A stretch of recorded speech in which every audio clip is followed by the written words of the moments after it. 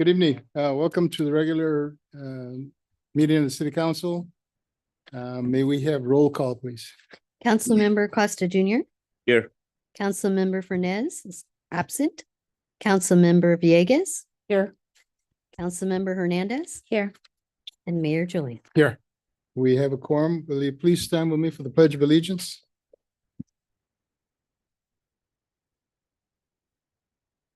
Ready? Begin. I pledge allegiance to the flag of the United States of America and to the republic for which it stands, one nation, under God, indivisible, with liberty and justice for all.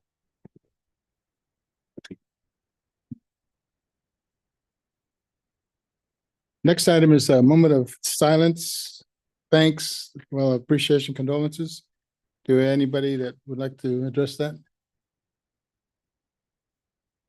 I would for the family that lost in Texas two adults and one child. It's really appalling. So anyway, thoughts and prayers to them. The next item, the agenda review. Is there at this time as the council would like to review the order of business as noted in the agenda? Is there no request to move? All right. I do have one. And I'd like to move item 6 before item 5 because those presentations are going to take a bit of time. So is that okay with the council? Okay. So item 5 is community participation. There's forms in the back if you would like to fill one out to speak on an item that's not on the agenda. And I have a request to speak for Virginia Navarro. Hey, Virgie.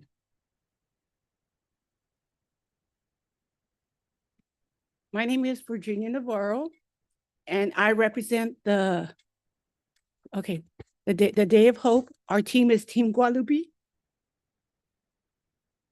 And the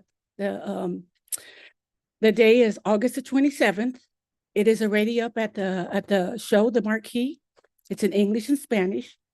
The Day of Hope is we sell Santa Maria newspapers for $1 or more on the city streets in Guadalupe. We will be right by the post office. We will be by the cemetery, and we'll be by Pasadena Homes. So you're more than welcome to stop and donate.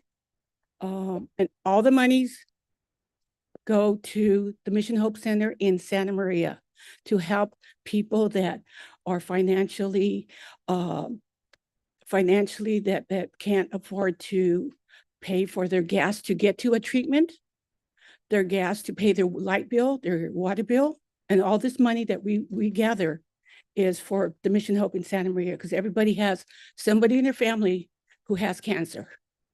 But there also will be a car show the weekend before.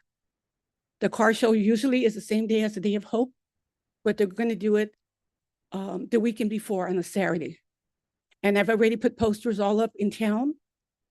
So if anybody would like to participate, put the car in. And this is my 12th year. And this is Guadalupe's 3rd year, right? 3rd year that we've been doing it here in Guadalupe. It's Team Guadalupe. So if you guys can come out and support us, if you have 10, 15 minutes to stand out there and help us sell newspapers, you're more than welcome. Thank you. Thank you. And Chief Cash says anybody that drives by and doesn't pay, he's going to give them a ticket. So didn't pay it. So. All right. Anybody else in the audience that wants to say something that's not on the agenda? If not, later on, if there's a request to do that, we do so. The next item is presentations. And the first individual funding opportunities from Proposition 4, presentation by Alfredo Arredondo. Alfredo, good to see you. If you're up there, I see part of you up there. Let's see. Okay. There we go. Hopefully you can see all of me now. Not quite. We're getting on it. Oh, yeah, we see a corner there. Perfect. Oh, great. It looks like someone's sharing the presentation. So thank you, Mayor. Appreciate the opportunity to present. Let me know when you want me to get going. I do, but I want you to, are you going to introduce yourself and what you do and where you're from and all that good stuff? Yeah, absolutely. So, Okay, you're we good to could, go. oh, perfect. Thank you, Mary. So, good evening, everybody. My name is Alfredo Arredondo, as Amir mentioned. I grew up in Guadalupe. I wish I could say born and raised, but since Guadalupe doesn't have a hospital, I was born at the Marian Hospital in Santa Maria. But raised all my life until 18 years of age in Guadalupe. So very proud to have been a Guadalupe resident for those years. I'm now up in Northern California. I'm actually zooming in from my office here in Sacramento, where I do lobbying consulting on behalf of nonprofits, private companies, local governments, etc. In this case, in my capacity as a pro bono lobbyist for the Guadalupe Community Action Committee. I have been working with that nonprofit to assist as much as I can, again, on a pro bono basis, with kind of deciphering and navigating what's happening in Sacramento, to be able to identify opportunities that the nonprofit and the city might be able to go after, and potentially along with other um, uh, coalition members, et cetera, to find funding that's available from the state that makes sense for the city to prioritize and going after, to be able to draw down funds that might otherwise have been ignored or not been seen as an opportunity for um, a city like Guadalupe. So that's me. Happy to be here. Thanks again for the opportunity to present on Proposition 4, which is one really good opportunity, I think, moving forward for the city to continue to evaluate. And I'll get into some of the mechanics of how that's going to play out over the next years to come. Next slide, please. So what is Proposition 4? It's Proposition 4 is a $10 billion California climate resilience bond that was approved by the voters last November in 2024. And it's officially titled the Safe Drinking Water, Wildfire Prevention, Drought Preparedness, and Clean Air Bond Act of 2024. So some of the goals that are kind of enshrined in the Bond Act itself are to safeguard communities and natural resources from climate change impacts, securing water supplies and reducing wildfire risk, to protecting biodiversity and expanding parks and park access.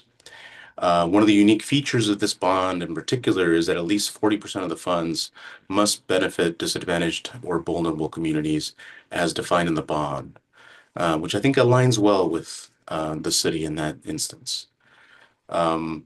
Next slide, please. And there you have a link to the actual statute, in case anybody felt inspired to read through the entire bond act itself.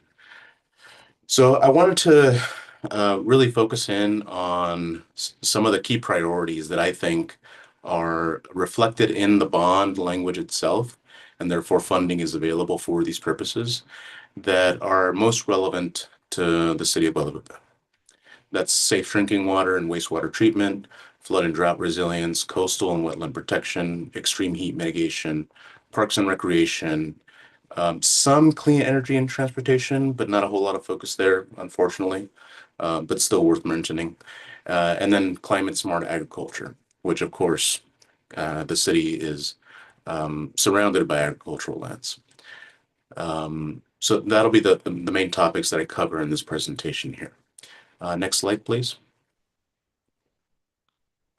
So water resilience. So 3.8 billion of the entire bond is available for water supply reliability, drought mitigation, flood protection.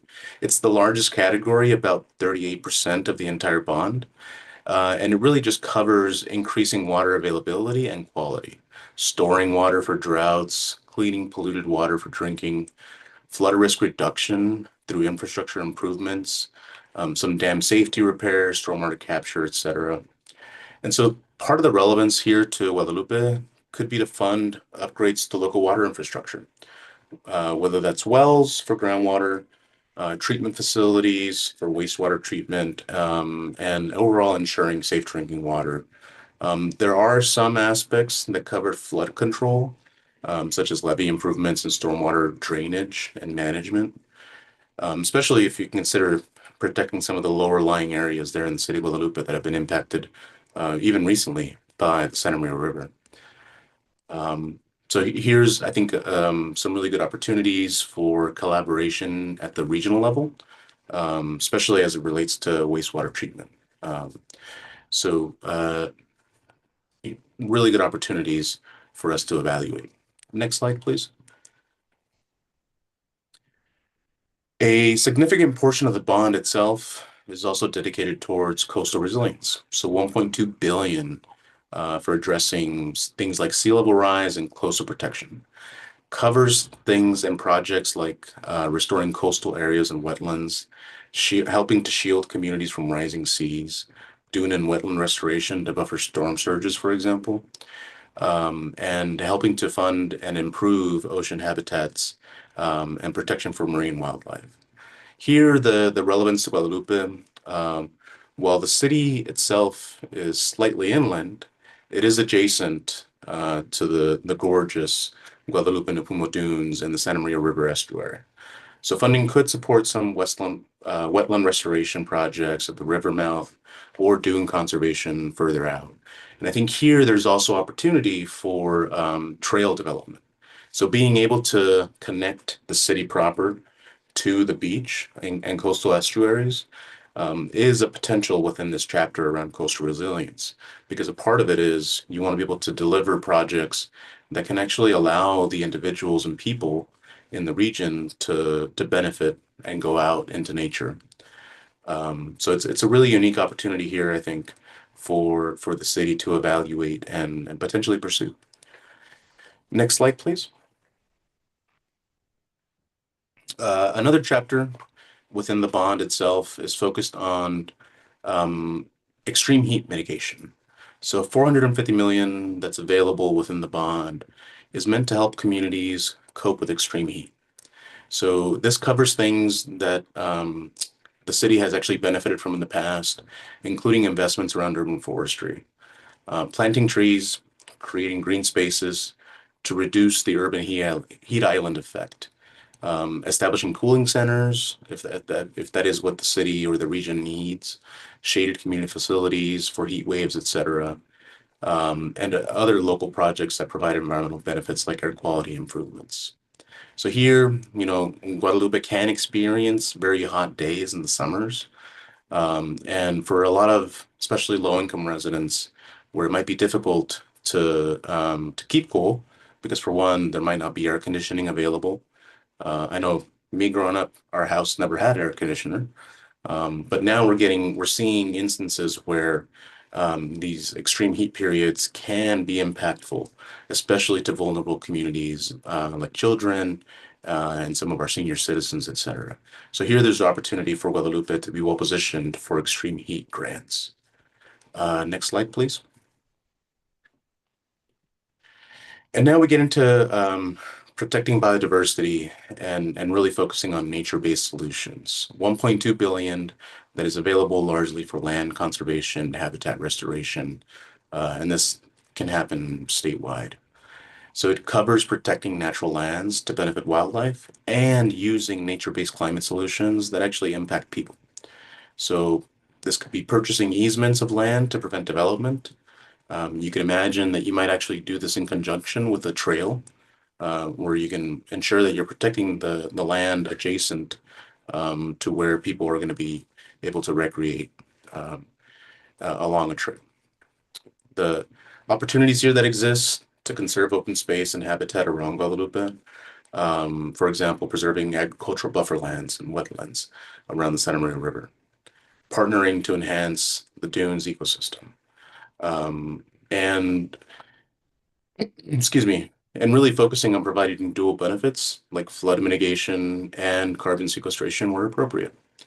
And this is another opportunity where the city could collaborate with conservation organizations locally, the county or other local jurisdictions to tap these funds, because obviously the landscape that we're talking about goes beyond the city limits, but ultimately would benefit the city itself.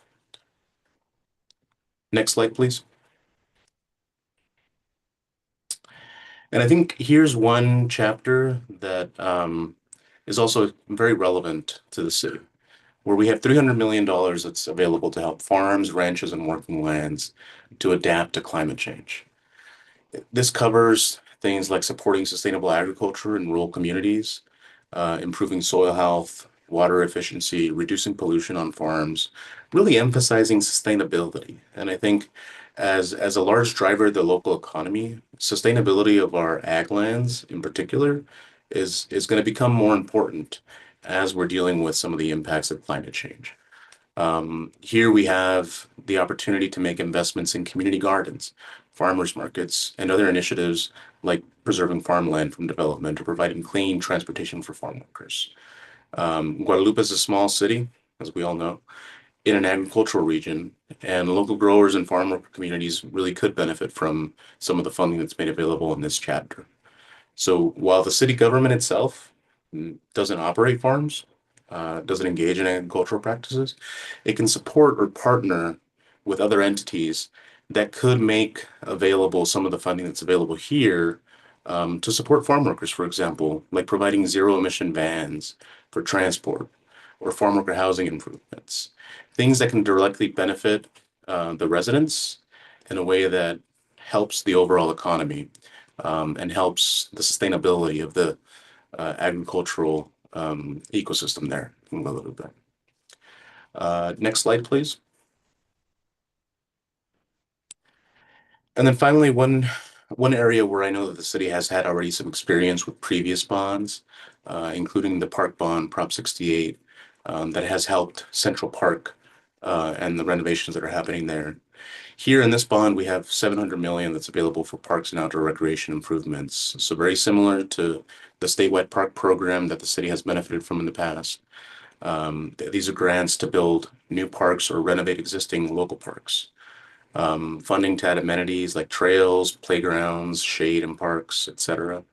And here the relevance to Guadalupe is that there are a lot of current assets that might be able to benefit from additional investment to make them more relevant to the local community to be able to utilize and enjoy into the future. So next slide, please.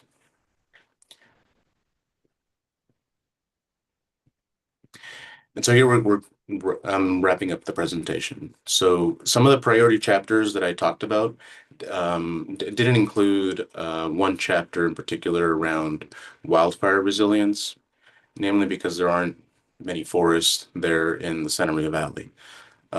So there is more information available at the links that I provided, should there be a desire to look into those. But I just figured it wouldn't make sense to include them in this presentation.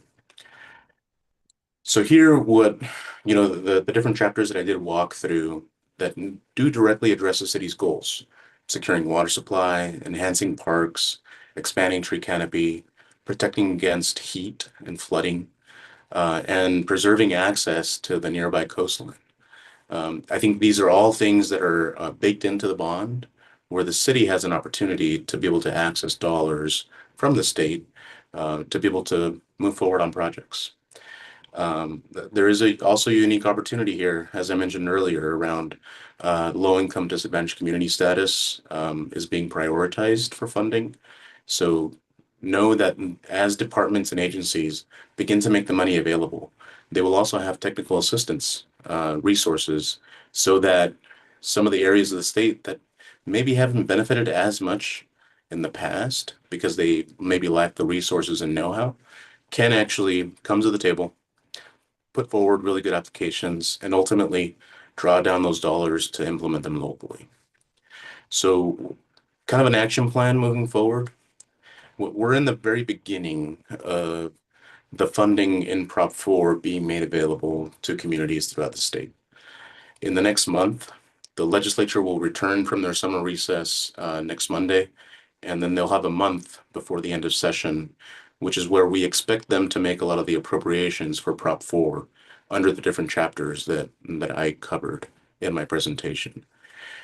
That will begin the process at the state agencies to roll out the grant programs under each chapter. So here the recommendation is engage early.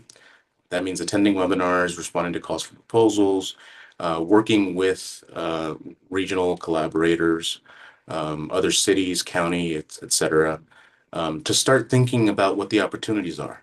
So that once the opportunity becomes available to submit a request for a grant, you're already there, and you've got the right stakeholders coming to the table to make sure that you're actually putting forward a success, an application that can be successful. And here I think collaboration is going to be really important. Working with nonprofits, any local tribes that might be involved, and as I mentioned, other jurisdictions that are nearby. So just to conclude my presentation, I really want to leave you with this. I think Proposition 4 is really offering an unprecedented funding opportunity to build a more resilient and sustainable Guadalupe. I know later in the agenda, I saw that there'll be a presentation on the Climate Action Plan. I think this is exactly relevant to that conversation, because here we have a vision in the Climate Action Plan for the city, and Prop 4 presents an opportunity to actually fund that vision. So really happy to be able to present this to the council today. Happy to take any questions if there are any right now. But more than all, I think I'm really looking forward to seeing what the city can accomplish with some of these funds. Alfredo, thank you for so far. Is there any questions from the council, the ideas? Thank you for the informative. This is really exciting to see the priorities for Prop 4. I'm really looking forward to see what the city and staff can come up with, and the partnerships that we can create with this opportunity. Billy, anything? Staff? I do. Prior to COVID, 5 years ago, the Santa Barbara County wanted to expand park areas around Guadalupe. One of them is to actually incorporate acreage adjacent to Leroy Park, because one of the owners wanted to actually work with the city to expand that area, which is farmland, into day use area or a trailer hookup area. And the other side of, some of you are familiar with the old rodeo grounds. One of the landowners where the cows are now, you have the rodeo, which it's privately owned. They didn't want to sell their rodeo, but the adjacent property owner was willing to sell that to the county. And it's in the county, so to sell it to the county for access by the city to utilize as a campground or day use area, to where it's protected from the river, from any flooding. The third thing that the county was looking at is to actually, where the sand company is on Main Street, county has property there that they were looking at creating a day use area or even a camping area on their property, so they would bring more campers to the city of Guadalupe, and then they would shop locally. I know that we've been talking before, the Nature Conservancy was really interested in what's happening as far as the trails, from looking at the river bridge, the river walk, the levee trail, to actually come. The plan would be to actually have, and the county supporting this, to have access from all the way from Santa Maria to Guadalupe along the trail, and then to connect some way from the trail through by Leroy Park, and then adjacent to the farmland against the river, to actually have a trail that people can actually walk. And the county, it's a hiking and biking group. They were here about a month ago meeting, and we're very interested in working with the city in terms of speaking to some of the farmers that would allow use of that property. And I think if we had resources to coax the landowner to be able to use that area in terms of access. I know that, again, the Nature Conservancy and further, you probably know this, I know you know it, that they received a considerable amount of money for conservation projects along the coast. And they're interested in working with Guadalupe in terms of even they're looking at accommodations for a hotel next to a community like us that have access to the beach. We've been looking for decades for the ability to provide to build a motel locally so that people stay here and then access the dunes and everything else that we have here in Guadalupe. The next challenge for us is to develop that think tank to where we can hear what you have presented and there's quite a bit of positive options here for us. And then we'll hear more about it when we talk about the climate action plan. And then working with the Dune Center, working with the climate groups, the nonprofits, the city, I think that's give us ample opportunity to do something. So it's our challenge, and I'm going to throw this a challenge out to Todd to actually work and putting together even Arnulfo with the recreation to have a team to actually call for a gathering of individuals to look at what's available and kind of hone in on what is more feasible. And what we don't want to do is to wait until the money's all allocated to somebody else. And looking at it, the disadvantaged community, or to me, the underserved community, this is a perfect time for us to do something. So Alfredo, I know you're doing this pro bono for us. I appreciate your time. Audience, any questions of Alfredo? I see no hands. I do have an additional question. Okay. When the grant opens up, is there going to be like a grant for waterline, coastal resilience, or does it fall all under Prop 4? So each chapter is split up into different sections, and each section will ultimately appropriate funding to specific departments and agencies. So a lot of the water section, for example, will go through the Department of Water Resources or the State Water Resource Control Board to begin programming out the dollars and getting them out to applicants once they receive those applications that then get approved. So it is a bit of a there was a link in that last slide to the grants portal that the state makes available. That's a really useful resource to keep track of. But at the same time, once you identify certain chapters and sections that you think are most relevant to you all, there will be listservs available at the different agencies and departments that are overseeing those funds specific to the Prop 4 funding. So being able to access those, get on the listserv, the email list, so that you have the information coming to you when it's available is going to be really key. Awesome. So this would give us availability to possibly apply for different grants. Yes, absolutely. Okay. Yeah, do not feel limited that you can only apply to like 1 or 2 different grants. No, the opportunity here is covering everything that I presented to you all. Awesome.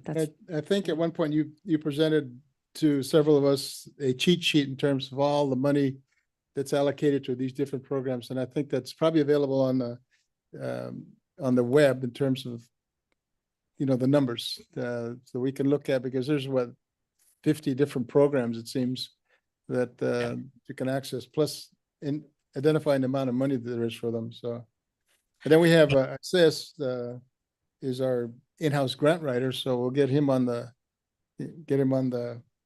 ride to getting some money for the city of Guadalupe. So yeah, that's right, Mayor. And so one thing I'll point out is in the slide deck itself, each slide has a link to that chapter.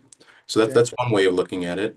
And then you referenced, I put together a table that I shared with Guadalupe CAC that outlines every specific section. good. And I believe Todd might have that already. If not, I can email it to him and make that available to you all as well. All right, go ahead, Nene. Can I mention one? Oh, if there's Please. another question, happy to.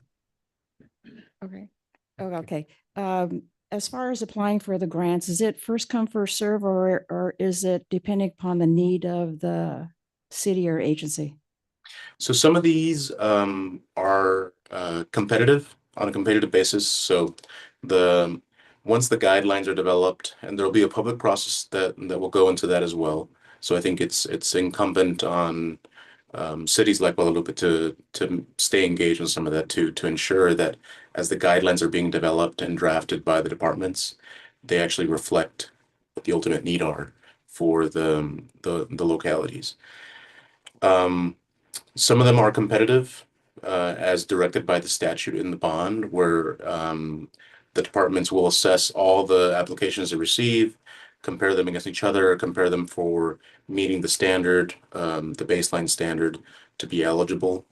And so it's a whole process, and then they'll release the results of the grantees on their timeline. But there are other chapters of the bond that are non-competitive. So that is going to be directed by the agency or department themselves to make an evaluation of what they think are the biggest priority areas. And this is where it maybe gets a little bit more, it's not as clearly defined how you get to the end goal. But in those instances, the one recommendation that I have is develop that coalition, develop your group of stakeholders locally who are going to be there to help not only implement it, but generate the enthusiasm around this being a project that needs to move forward. I will also take this opportunity to mention that you have two legislators in the State House up here in Sacramento, in Senator Monique Limon and Assemblymember Greg Hart, who are going to be really helpful and influential in pushing some of these projects forward. I will say specifically to Senator Monique Limon, she was one of the lead negotiators when it came down to building out the bond, what would eventually become Prop 4, the different chapters. And so as she was building this out, built it in a way that reflected her district, which includes the city of Guadalupe. So, the senator and her staff, Assemblymember Hart and his staff, use them as a resource as well. And of course, in my role with the Guadalupe CAC, we'll definitely be encouraging that relationship there. Well, thank you for your presentation. I know it's warm there in Sacramento. We'll email you some fog, so. There you go. Well, thank you, Mayor, and thank you to the council and staff. I appreciate the opportunity to present this today, and looking forward to the work ahead. You got it. Thank you. Take care. Yeah, you too. Item B, Viva Arte de Santa Barbara, presentation by Jenna Hamilton. Roll. Okay, welcome. Thank you. Thank you, Mayor Julian, City Council members, and Guadalupe City staff. As the mayor said, my name is Jenna Hamilton Roll. I am the Director of Education and Community Engagement at UCSB Arts and Lectures.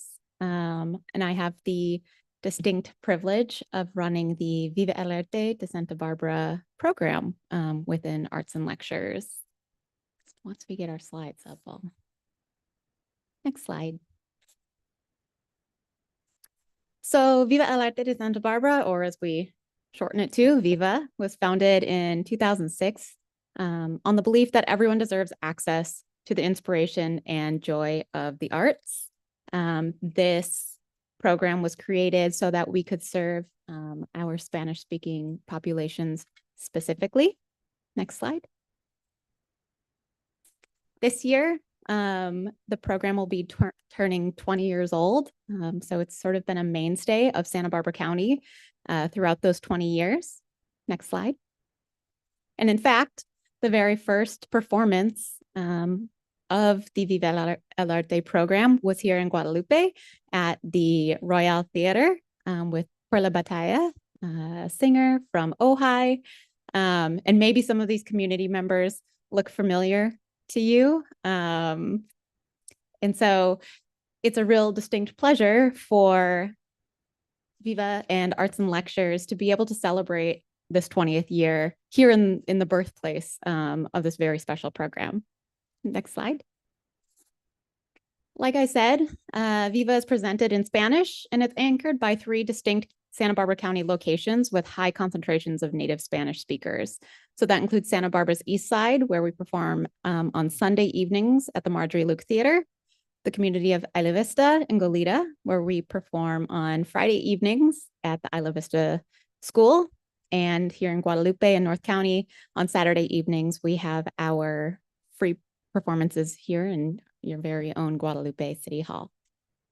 This year, we have received very generous funding to expand our Viva El Arte program for the first time in its 20-year history into Carpinteria. So this year we will begin on Thursday evenings with free performances at the City of Carpinteria's Veterans Memorial Building. Next slide. So this is a video, hopefully it'll play, of a performance here in City Hall this past January with La Santa Cecilia. It was a rager.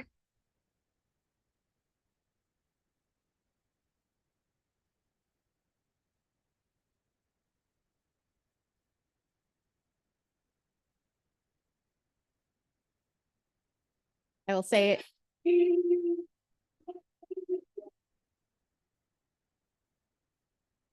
of all of our sites, I think Guadalupe is my most favorite.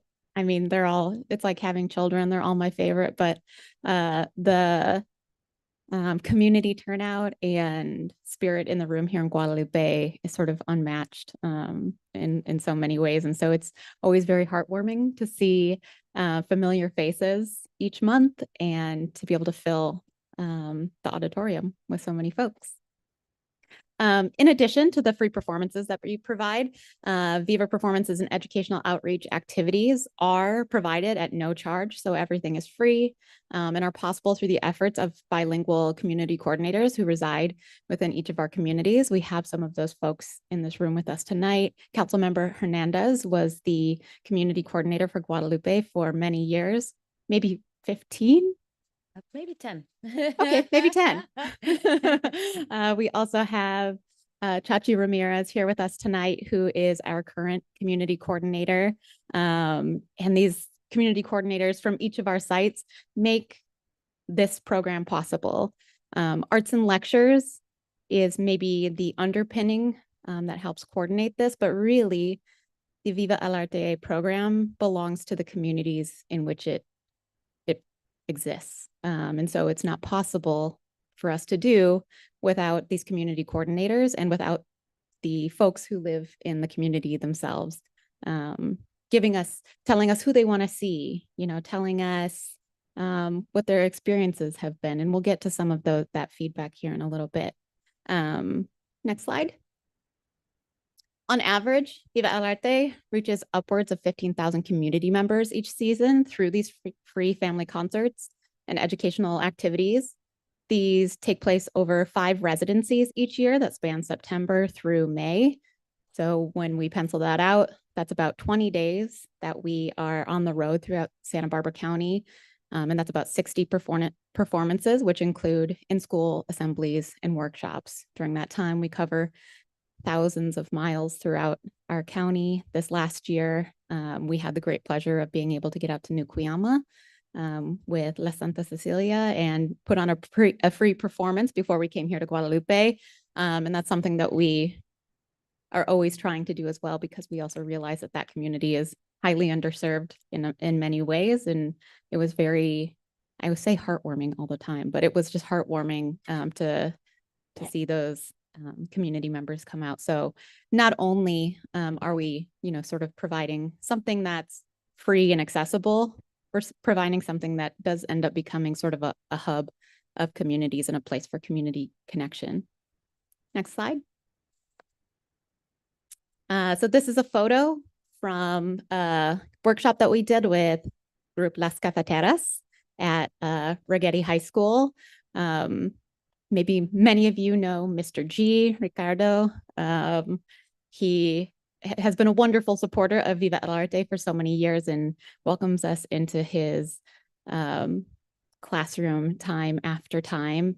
So this is just one example of something that we do when we have our Viva Artists in Town. In this instance, Las Cafeteras was leading a workshop with high school students playing instruments, and also just talking about the power of music to have your voice heard, to express yourself, to maybe fight systems that are in place that you don't necessarily agree with. And so all of our workshops have this really empowering element to them within our communities. We like to say that the Viva El Arte program fills a cultural gap within our Santa Barbara County education system. Learning outcomes and standards related to Mexican and Latina culture and heritage and language and arts are not part of state curriculum. So we feel like we play a really essential role in filling that educational gap in our county. Without opportunities that specifically address traditional and modern cultural heritage, language, and arts, those essential practices and languages and terms are lost throughout generations in our American society. So we work with all 20 school districts within Santa Barbara County. And our goal is that of those 70,000 TK through 12 students that are in Santa Barbara County public schools, that they experience Viva El Arte de Santa Barbara in their schools or in their communities repeatedly throughout their educational careers. Next slide. These might be a little challenging to read, but these are some feedback forms that we received throughout the past couple of years, specifically from members of your community here in Guadalupe. We have been at many performances. We live across the street. We appreciate all, but especially mariachis. I will say mariachi sounds particularly resonant in the auditorium, so you really get a full brass sound. But that is something that is so unique about Guadalupe because you are such a tight community. It is so enjoyable for us to have folks who can just walk across the street or down the street to come join us on a Saturday evening. I particularly like this event always brings the whole family together. We get to embrace our culture and it makes us feel welcomed in this country. Every single Viva El Arte is a good time. These are the sorts of things that your community members are saying and which keep us coming back year after year. Next slide. This is a video. I think it should play. Just kind of giving a little bit of detail to the Viva El Arte program. It's about 3 minutes.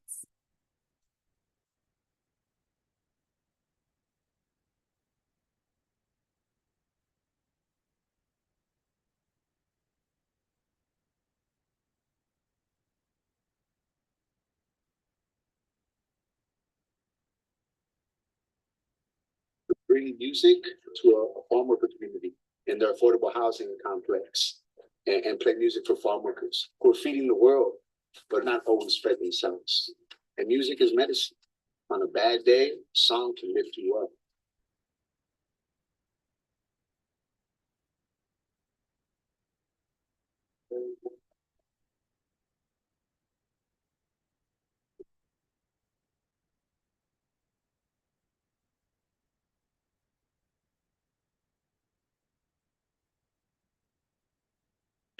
This world-class art and music.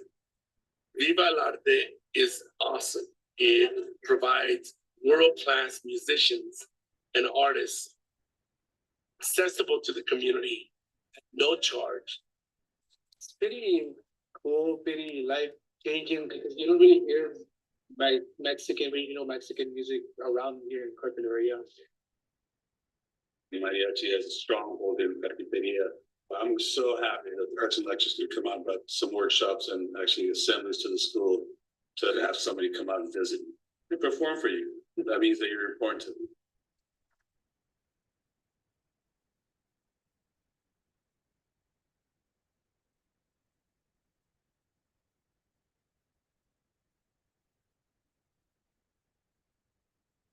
Viva el Arte gave us the opportunity to be back again, connecting, being with others, and feel the warmth. It was a great way to just be ourselves and remember who we are in this wonderful way.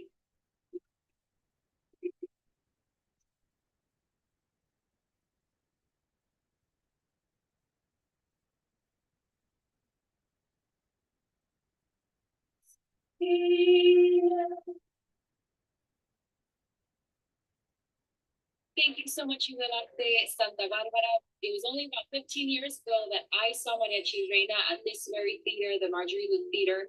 And I got so inspired to practice really hard to make my way to Mariachi Reina. And I couldn't be prouder to have been part of this year's show.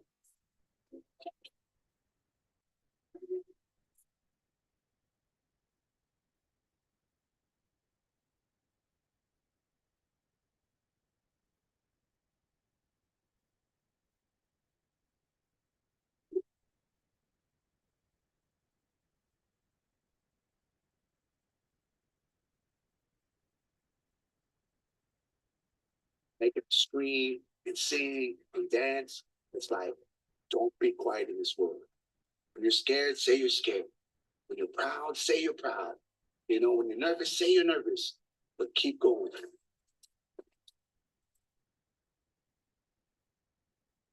Many of the schools and the students in the communities that Viva el Arte serves are underserved. This brings world-class performances and artists to them directly. Art is part of what gives our lives vibrancy and purpose. So it's imperative that this program continue, and it's imperative that this program goes on.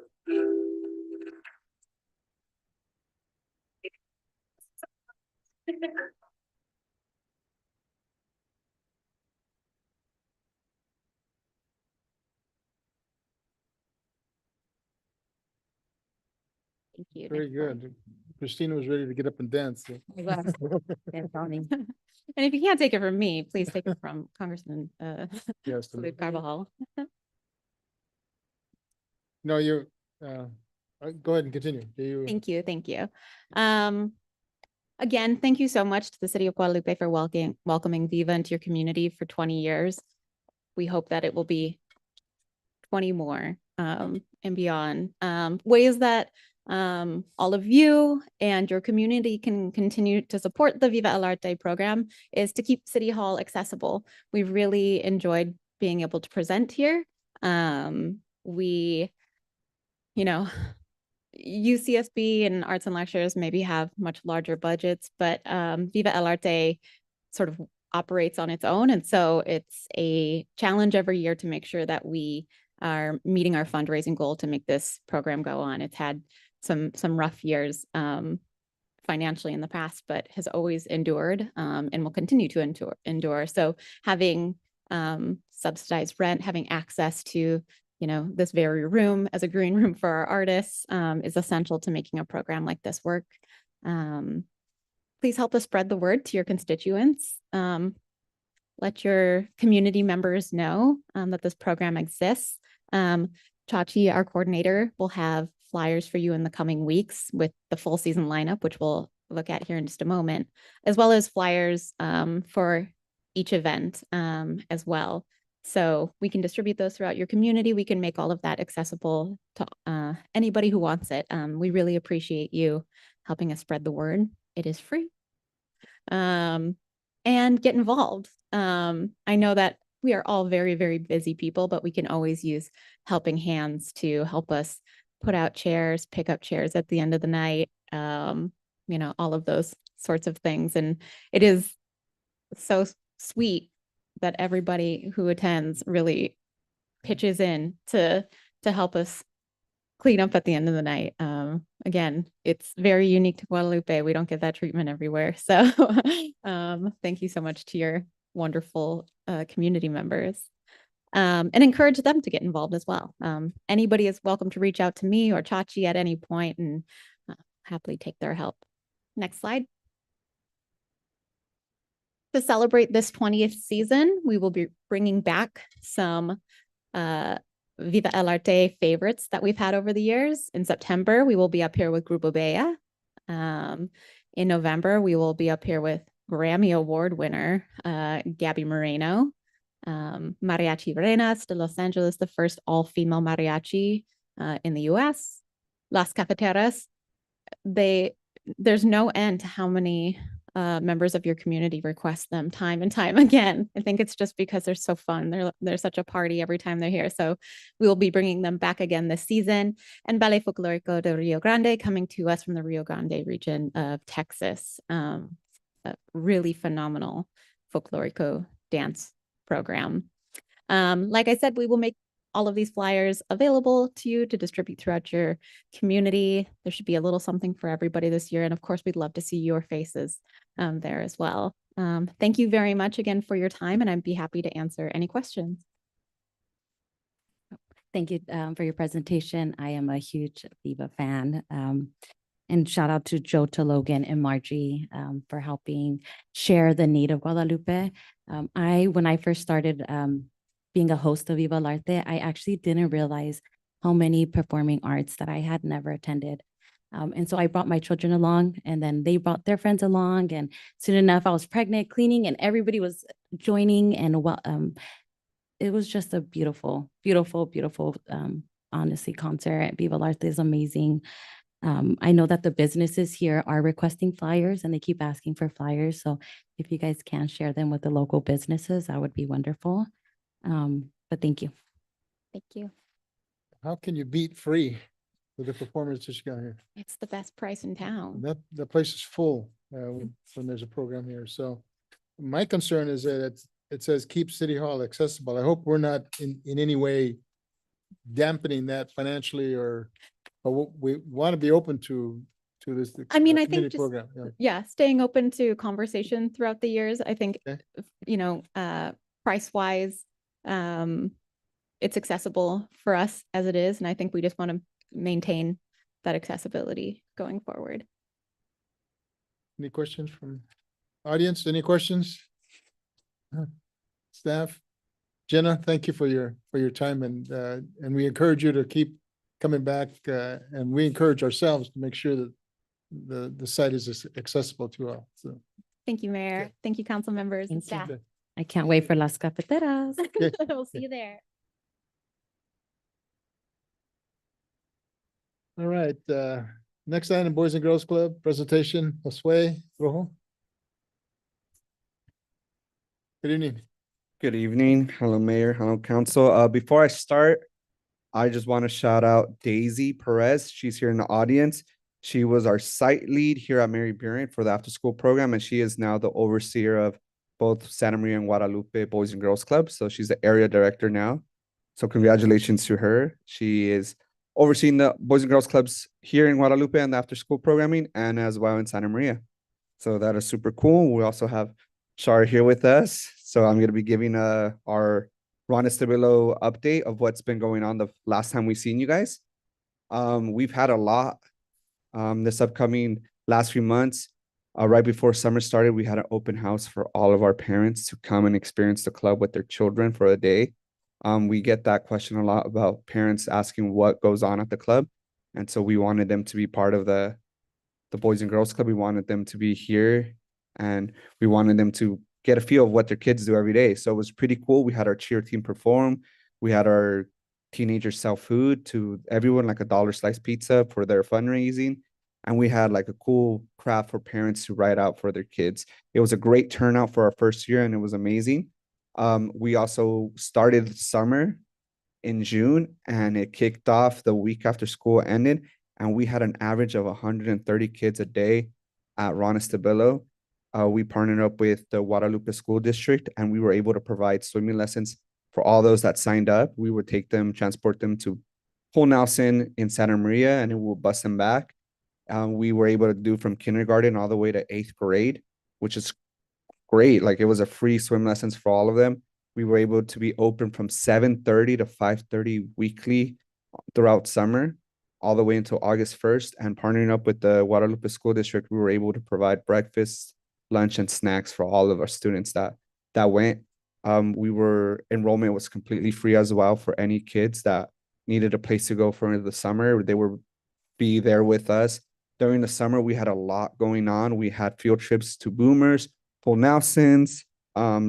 We had a free grant that was given to us to take 50 kids to the movie theaters. All they had to do was do an activity with the movie that was connecting that they watched. And then they were able to go to the movies for free and snacks provided for them for free as well with this grant, which is really cool. We did a color run. So all of our kids were able to run in the back of the park. All of our staff was able to throw color powder at them. It was a great time. We had so many kids there. It was awesome. We had music playing for them. We did our annual Summer Olympic Games. I know we were out there with tug of war, with different games throughout the summer.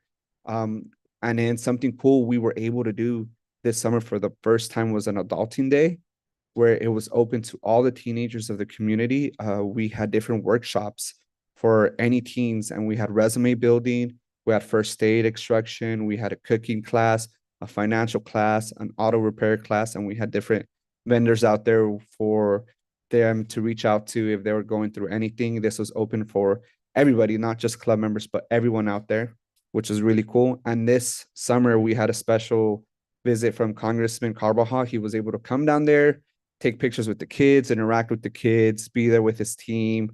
He hung out with us. He got a tour of the facility. He got to play some basketball with some kids, and he got to read some books to some kids. So it was a great summer. Our summer did end, and we are starting our after school program Thursday.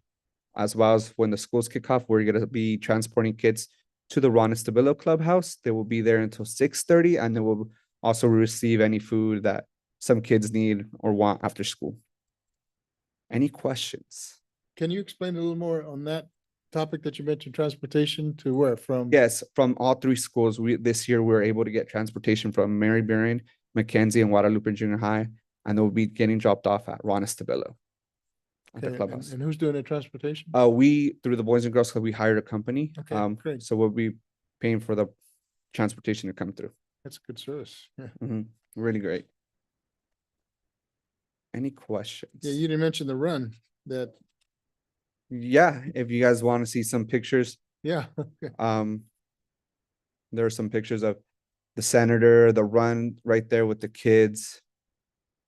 Some of the kids running, some of our staff that was throwing out the color powder. All the kids got t-shirts that said Guadalupe needs club kids. So every single kid was given a free shirt.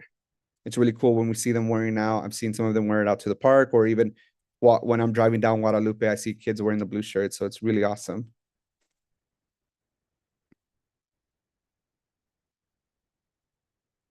Yeah. I was talking about the run that you had, Ron Estabilo run at the 5K The 5K, we weren't part of it, but we were. was. I'm sorry, I didn't mean. Yeah. Charlene, yeah. Charlene. Can you come up and tell? Which supported the Ron Estabilo Club. Yeah, it was a big success. We really didn't expect more than maybe 30 people because it was the first time. And we had 55 people come out. So that was really, really great. And then the Kiwanis Club served breakfast to all of the participants afterwards free. And then we were selling them the breakfast also to anybody that was out and around that wanted to get them. But it was a big, big success. We're really excited about next year. You know, we're hoping. And we had people from Santa Ynez, the school in Santa Ynez, that runners over there. So they've given us some information on, you know, who to contact to let people know next year, so that it's going to be bigger and better. But yeah, it was great. That was, you were there. Yeah. The Yeah. the 5K run. So was Yeah. Christina. Yeah. Yeah. There's Well, a lot of you there. Well, the young gentleman. Some people only walked. Well, there was a young kid, must have been a track star. He beat me by 39 minutes. Well, he ran it in 21 minutes, and that's a 5K. That was Yeah. pretty good. Yeah. So, It was really great. okay, thank you for that, Charlene. Any more, thanks for go ahead. Yeah, this way. totally. One thing that we were able to do this Saturday, and we weren't able to put it in the report, but we were able to take 25 kids from the community and give them a shopping spree at Old Navy, which is really cool. We partnered up with the Kia from Santa Maria, and then we also had some other partners that were able to give them each $100 to waste at Old Navy, and then afterwards they got free breakfast at Chick-fil-A. So that was a great experience, really cool. we love when our kids benefit from stuff like that. Any questions, staff, Questions? community? That's great. Great job. Thank you. Keep up the good work. Yep. Okay. Yes. All right, next item, Guadalupe Climate Action Plan. Dr. Neruz, Mayor, I don't think he's He's not joined here? and he's not in person. he's so- zooming or is he? Yeah, Zooming, so he's not here, so maybe later he'll join. I'm not sure what Okay. happened. Okay, well, Yeah. we'll table that until Another time. he Maybe he today. shows up or, Yeah, right. okay. So hearing that, we'll go to item 6. We already did. We'll go to item 7, consent calendar. The following items are presented as for the city council approval without discussion as a single agenda item. Is there a council member that wishes to pull an item for further discussion? Anybody in the audience want to pull anything? Is there a motion to approve the consent calendar? I'll motion to approve the consent calendar. A second? I'll second. Any discussion? Okay, all those in favor of the motion, say aye. Aye. All ayes. Okay, management reports, item 8, city administrator, information only. Todd, Thank you, Mayor and Council. I'm gonna defer, you haven't really heard much on planning department and building. I'm gonna defer to Bill, who's here tonight, and he's gonna summarize some of the happenings there. so we're looking at item 8, yeah. Put you on the And spot, Bill. C.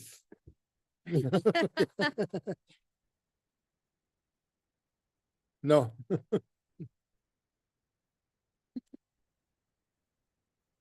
Thank you, Chief. Thank you, Todd. I'll be brief. So in terms of the monthly planning report, we're reporting for the month of July. It was really amazingly slow. At the same time, toward the end of the month, things picked up and we've gotten several applications early August. But I guess if I were to highlight the planning report for July, zoning clearances again were pretty slow, but there was one. It was an junior ADU application at 833 Guadalupe Street. What's notable about that is we had to deny it. It didn't meet the zoning ordinance criteria for a junior ADU. It was proposed in a detached garage, which is not allowable. The applicant then came back, had her plans drawn, and she tried to put a workshop in that same location. We had to deny that. And regrettably, we don't like to deny things, but in this particular case, again, there was a detached garage and she connected it to the main house. The detached garage was about 2.5 feet from the property line. When you connect that to the main house and then propose habitable space, the zoning code setback for the side yard kicks in. So whereas the existing garage was about 2.5 feet from the property line, you connect it to the main house, it should be 5 feet. Again, regrettably, that 2.5 feet, we had to deny it. We really collaborated, planning staff, all of us discussed it. And we can't set a precedent. We're just not able to, because people do point and say, how did that one get approved? What we did do is we recommended what's happened before. She could appeal the denial and then it could be presented to city council. So the homeowner did file an appeal. And so what's notable, the city council will probably be seeing that denial in the near future. So there'll be an appeal coming up probably early September on this particular project. We did approve one administrative use permit 4355 for an unhosted short-term rental, 4355 Hacienda Drive. So that would be an Airbnb. This particular, it's an unhosted short-term rental, meaning the homeowner is on the road about half the year. And so people would rent the house and we have stringent conditions. And again, we approved it. It was noticed to the neighborhood and approved. So we wish them well on that. Just in terms of development, things are picking up a little bit. There is a pre-application that was filed, and that was by the Housing Authority of Santa Barbara County. We expect to present that to City Council as a pre-application on an upcoming agenda. It's another tricky one. Things are getting complicated these days. Two very small sites proposed for housing.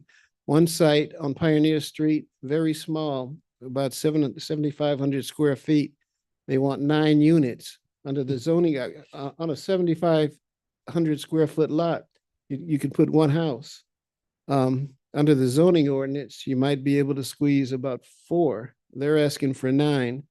And they're applying the state density bonus law. The state density bonus law says that if a project is an affordable project for a certain low income category of low income resident, then you can apply the density bonus and exceed the allowable number of units that's allowed by a local code. So that's a tricky one. We'll bring that forward. We'll talk about it. A lot of lots on a small property. Mixed emotions as always. Our housing element encourages the more units, the more affordable units, the better. The state encourages housing units, but we also have to look out for the neighborhood, and we're concerned about parking and some other things. So that one will come forward. And it's mate, so to speak, is a 6-unit affordable project at 4544 12th Street. That site, another small site, 5,000 square feet, and they're trying to get 6 units on there.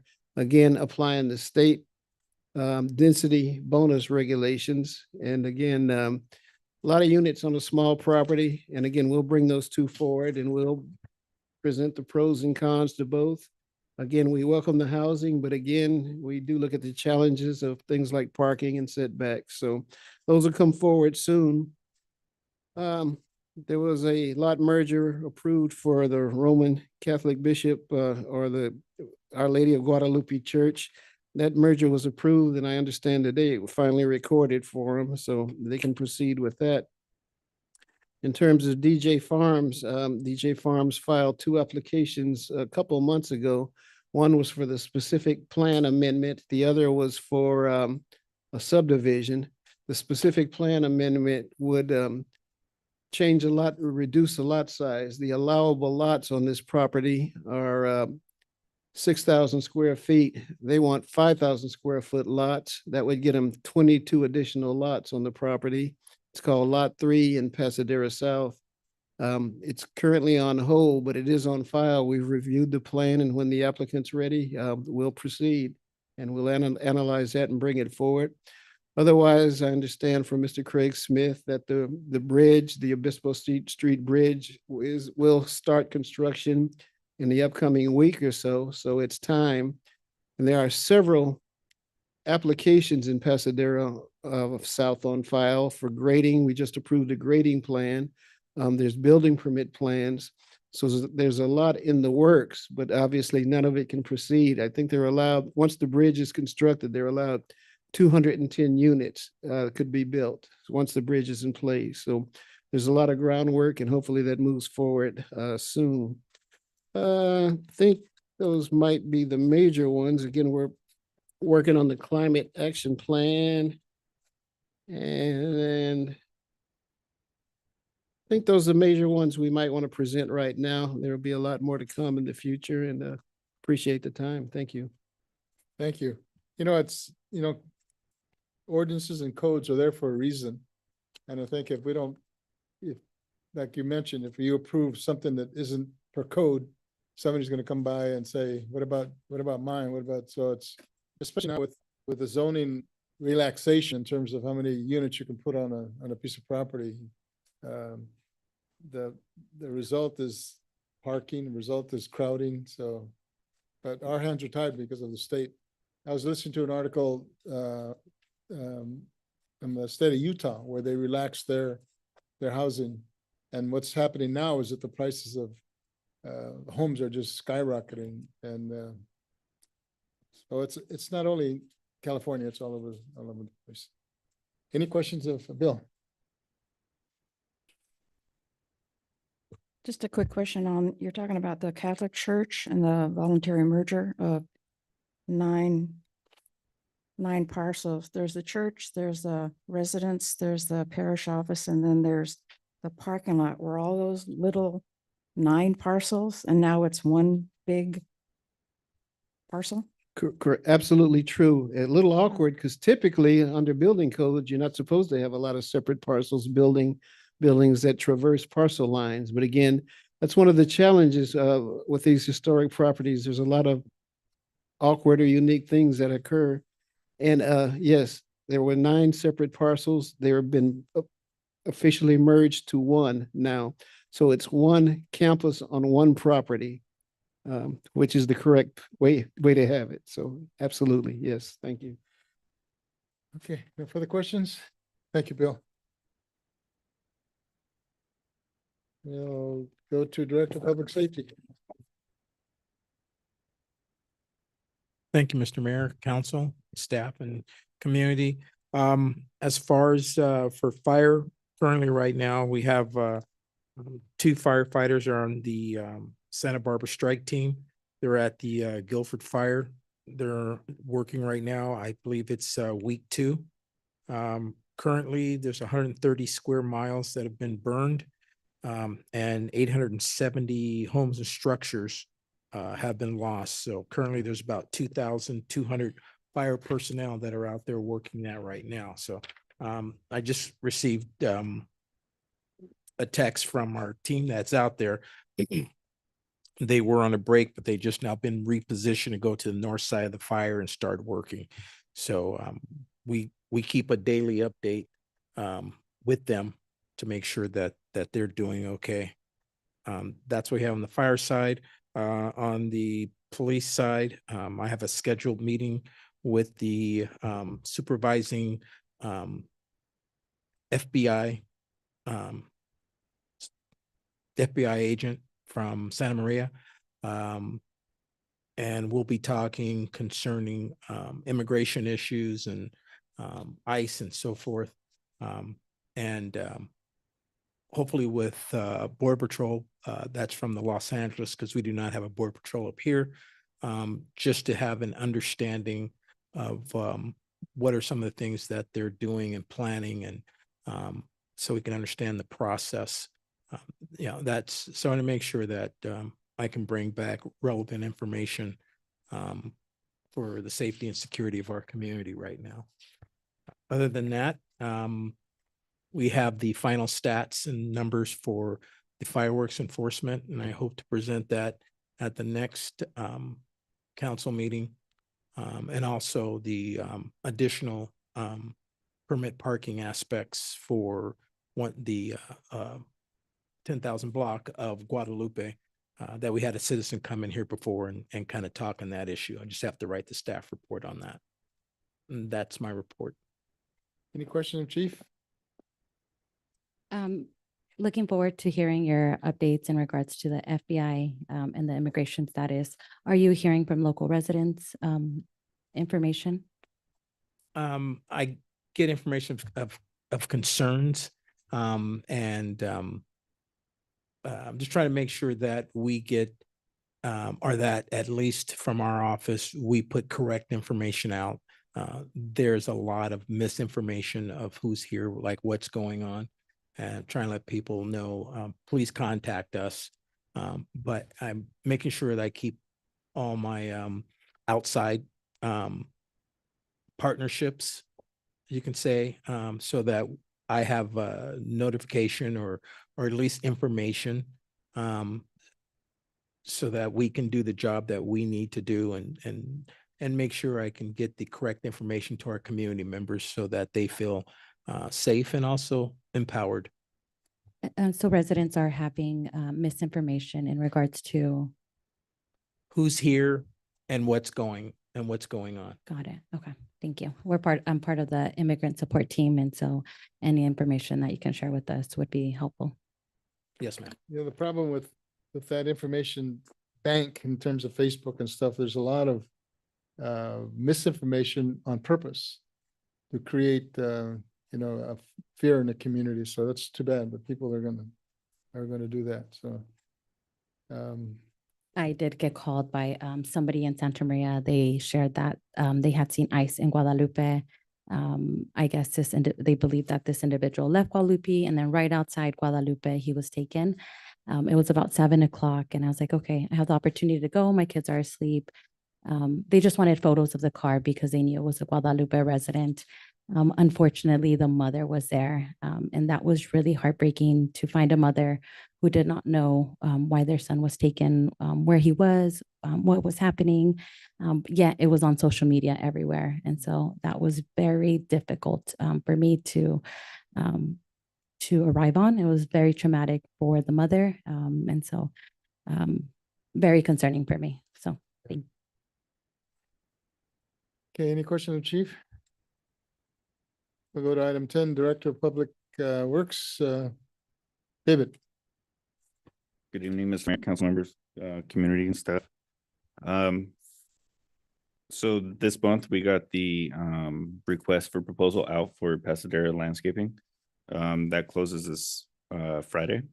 I've had a lot of phone calls and emails, so there's a lot of people interested. So that's good to hear. We got bids done for the transformer work in front of the police department. Got notified today by PG&E that we can go ahead and put the fencing in before they do their portion. So that's good to hear. And then we were also working with the post office to move the mailboxes so that we could put fencing there. And talking with Maritza, she was a great help. She gave us a location to put the mailboxes, so we got that all squared away. And then we started working on the urban forestry management plan with Dudek, the contractor that's helping us out with that. So they've been meeting with different staff members and gathering information on what the community would like to see. They're putting together a survey that we will be posting on our website, and they're going to do flyers to kind of see what kind of things the community would like to see as far as trees and shrubs and any kind of urban landscape. Everything else has been pretty much business as usual. Some repairs in City Hall, some cleanup around the Vets Hall, repaired the irrigation. A couple of the gentlemen there contacted us. They got a good program going there now, so that's good. Since school is getting closer to starting, a lot of more red curbs have been attacked. A big one in Pasadena that drew a lot of concern. But that seems to be getting worked through. I think we'll touch on that a little bit later. And then there was some state line repairs that we had to do for our water line over off of Bonita Road. Even though it's over there, it's still our line, so we had to go do some quality control and some minor repairs. And then unfortunately, we did have our water monitoring system break on Monday night. So we've been working with contractors. I'm probably going to start an emergency repair, and there's more to come on that, and we'll get to working on that. A couple of things from the engineer report to point out. The Central Park renovation will be going to bid here shortly. Later in this month, I guess. A 303 Obispo renovation will be going in September. And I'm sure a lot of the communities already seen the Highway 1 project, the lift station. That's in effect now. And then as soon as that one's done, it's going to switch over to the Pioneer lift station on the right there at the, what is that, 5th, I guess, somewhere around in that area. But that's all I have. Any questions? Any questions? Quick question. Are bus passes available for purchase here now? Yes, they have been since the transition. Okay, awesome. And then in regards to the Prop 4 presentation, was there any possible opportunities that you saw in regards to like update treatment facility, just out of curiosity? So the Prop 4 kind of has a lot of things that we're going to try to shoot for in the Public Works Department. Upgrading the water treatment facility. I know we've had talks with the mayor and some of the other members, Tom and all this, Todd. So we're gonna try to transition into a combined effort with Santa Maria to start pushing stuff to their treatment plant. But we do need to have something to hold us in the meantime, and that's one of the things. Leroy Park, or not Leroy, Jack O'Connell, maybe trying to turn that into more of a hardscaped sport complex. Something along those lines to hit the whole energy conservation, the water tolerance. We want to try to hit the elevated water tower because that is still considered, you know, treated water. And then try to use some funds to get everything taken care of with that. We've taken aerial photo of the tower that we could try to send to the various communication companies that we had a hard time with last time. So if maybe we show the damage and use the prop forward to fund it, you know, so there's a lot on our. I want to thank the crew, the works, both the recreation parks and also Public Works for following us behind. We're doing a lot of, on a monthly basis, we're looking at cleaning up the community, and one area was the entry, the city, what do you call it, a monument, cleaning that up. And then last weekend, we were doing the city parking lot, the Veterans Plaza, and there was 40 bags of weeds and leaves that the city crews, that I don't know if they picked it up already, but they're going to, and Chief was there and other folks were there, so that's they're really helpful. They got that today, sir. I did. Okay. Okay, good. Yeah, 40 bags. That's a lot of bags. Any further questions? All right, HR. Sylvia. Good evening, Mayor, Council, staff, and who else is here? Not quite as exciting as David's report. I'll be brief. I know we still have a long way to go. Just a couple of highlights on the building attendant recruitment. I have received close to 100 applications. I had to shut it off because I honestly couldn't keep up. Still trying to filter through those applications and get some interviews in next week. Some of the challenges in talking to the applicants are there's no guarantee on the hours. So that's been a little bit of a challenge, but I think we'll be okay. We have plenty of applications. When this report was written, we had the wastewater operator 2 position open for one.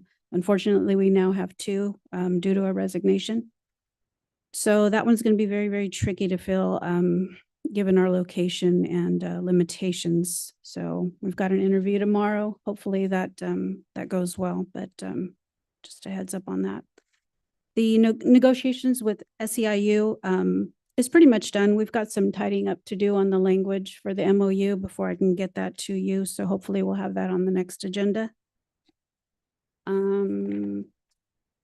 Got some training coming up. We have quite a few employees that have started since the last time we did the anti-harassment training. So I need to get that taken care of, hopefully in the next month or 2. And we do have a quarterly employee appreciation on Thursday that we'll be recognizing one of our employees and having some pizza. So feel free to come on by at noon if you're not doing anything. Any questions? Okay, any questions? Did you say pizza? I got your attention, didn't I, Costa? Okay, the next item is on regular business, but as a gentleman in the video said, if you're afraid, speak up. If you have a question, speak up. I need a biological break, so speak up. I'm speaking up. So give 5 minutes, a biological break. Restroom.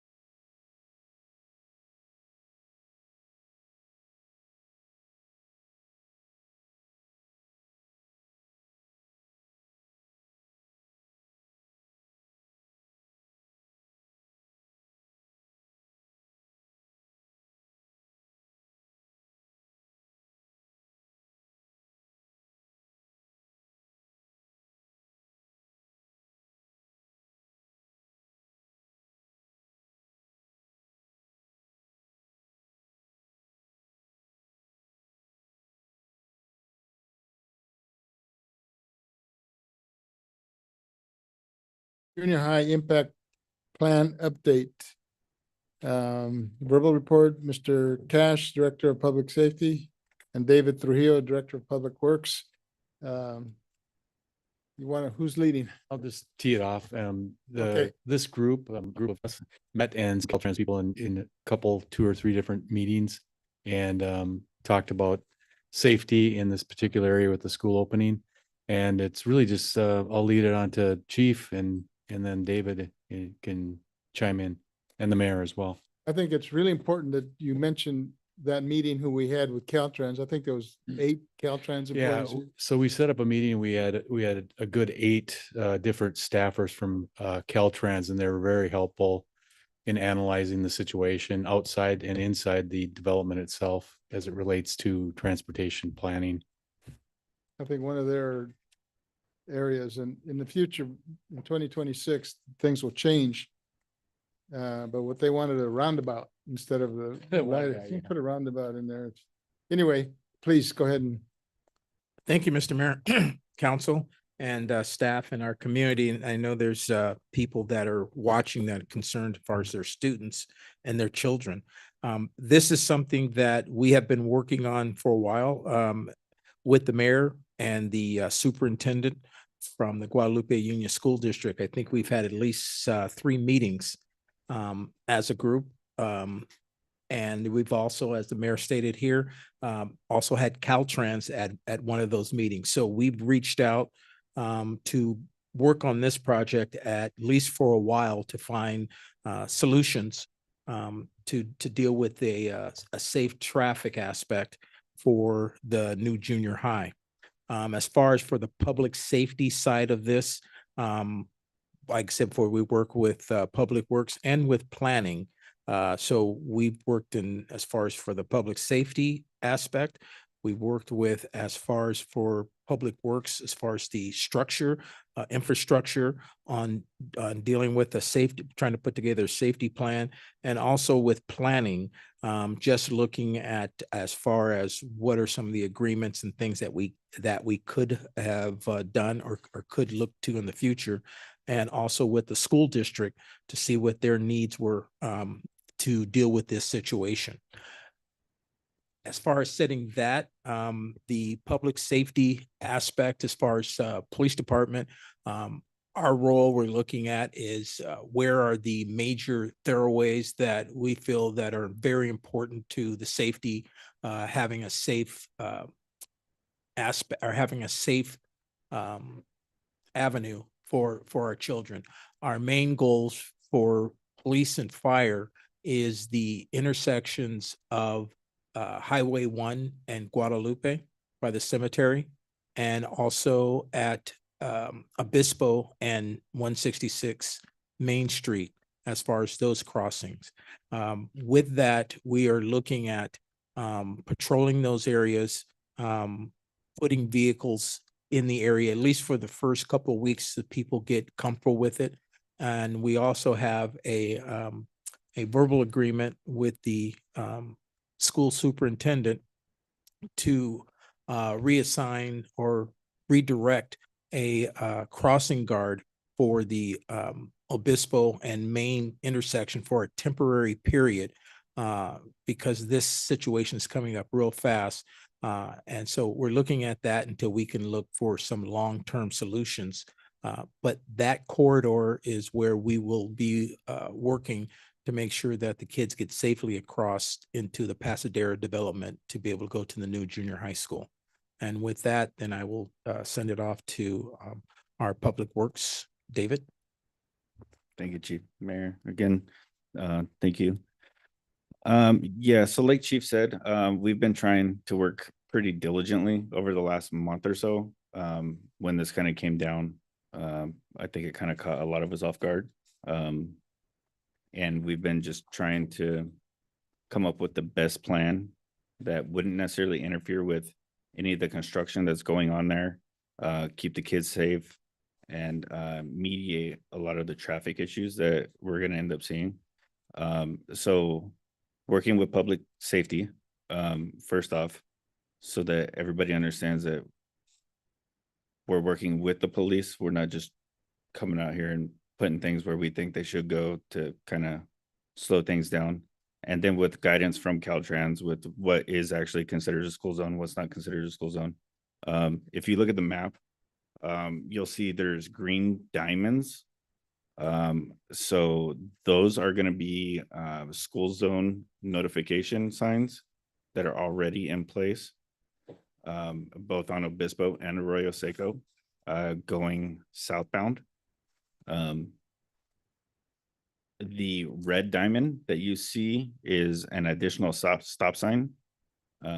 After conversations with Chief Cash, we thought it would be best if we could make that a three-way stop to kind of, stop traffic. We put in a school crosswalk there. So it's marked the same as all school zones around the city. The same as Obispo and Manzanita has also been painted and striped the same way. The red lines that you see are going to be speed bumps. The staff have already installed 4 along Arroyo Seco. I don't think we're going to be completely done before school starts by any means, but they will be going in as school starts still. We're not going to stop and lose steam. That will be followed by the 2 on Buena Vista and then 2 more on Obispo. And that's going to be in between like the Buena Vista and the Esperanza Drive. We're going to be spreading them out there. And then on Manzanita as well, just kind of dividing that block. There will be, if you look, there's red rectangles on the south Arroyo Seco Drive, kind of right in front of the school. We will be putting no parking signs from 6 to 9 and 2 to 4. So that'll alleviate parking during school drop off, school pickup, that kind of time frame. There is no parking along the south side of Manzanita, starting at the school perimeter all the way down to the stop sign. And I think that's pretty much it. A lot of this, again, won't be done before school starts. With the city having to absorb a lot of this cost, trying to find out where the money was coming from and how to order products and what vendors we could get stuff from the quickest, kind of took us a lot further into crunch time than we had planned. Poor planning and then trying to or forethought. This seems like it's something that's been going on for the last couple of years. Whenever the school was starting to be built, a lot of this traffic control items have already been put in place. So we're just playing catch up and doing the best we can. Can you just elaborate briefly on the cost that I think the city's bearing the cost now? Yeah, so the public works portion, we are absorbing about $15,000 to $17,000. So in big picture perspective, that's roughly 15% of my annual budget. So that's where the money's coming from. Bill has initiated talks with the developer to try to get some kind of reimbursement. But until the school steps up and gives us some solid numbers, we can't fulfill the request from the developer for their package submittal to their corporate office. So it's a dual spear, and we got to get all the information together. I think part of that request is for a crossing guard. That's right. Because there is a need for a crossing guard.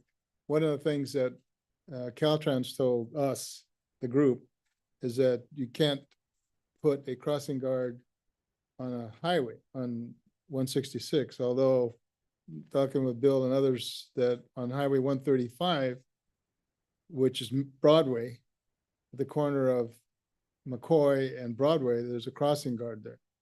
So In Guad and 11th.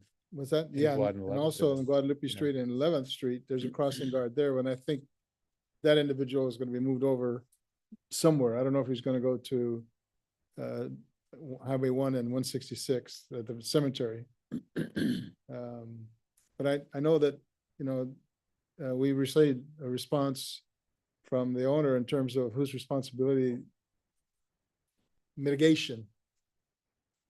And it's not it's the buyer of the property, which makes it the school's responsibility.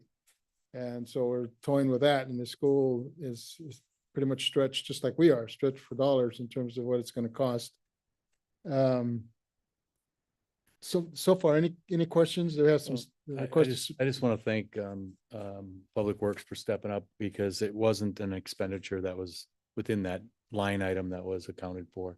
So we just knew the safety and the concerns there, and we thought he'd already predetermined that, and we thought we better just get it in for safety reasons. So it wasn't an expense that necessarily should have been borne by the city, but we were willing to step up. I think kind of an overview on this whole process that people, and there's a letter from a person that submitted information regarding that whole development and the access and the traffic, and so there's a lot of players, a lot of pieces of the puzzle that we're missing.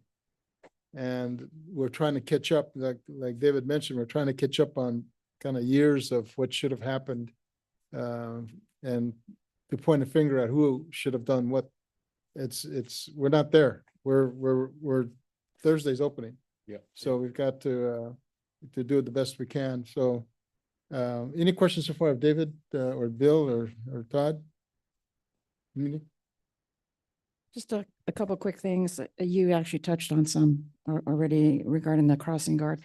You said Chief, you said we'll redirect a crossing guard temporarily. Is that the one from 11th Street? I don't want to speak to something I'm not 100% sure, but Okay. they've made that commitment Okay. to put a crossing guard there temporarily.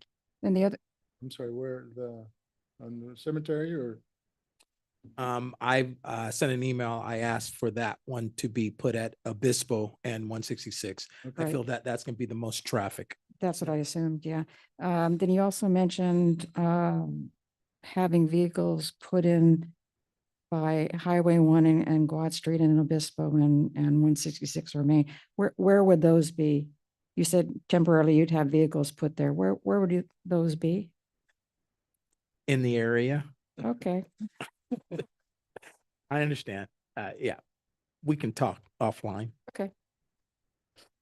Thank you, Chief. I honestly was very surprised when I saw the map. I was not expecting to see so many speed bumps. But I guess that means that there's a lot of speeding that I was not aware of.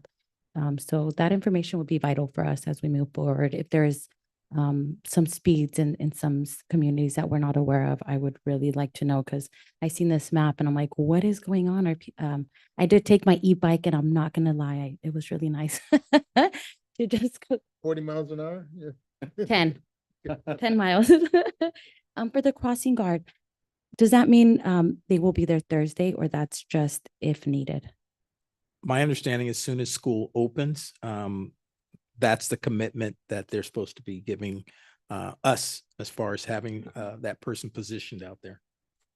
Okay, perfect. I know that there was a new state law in regards to giving cities a little more opportunity to reduce speed. A new state law that allows cities to reduce the speed limit.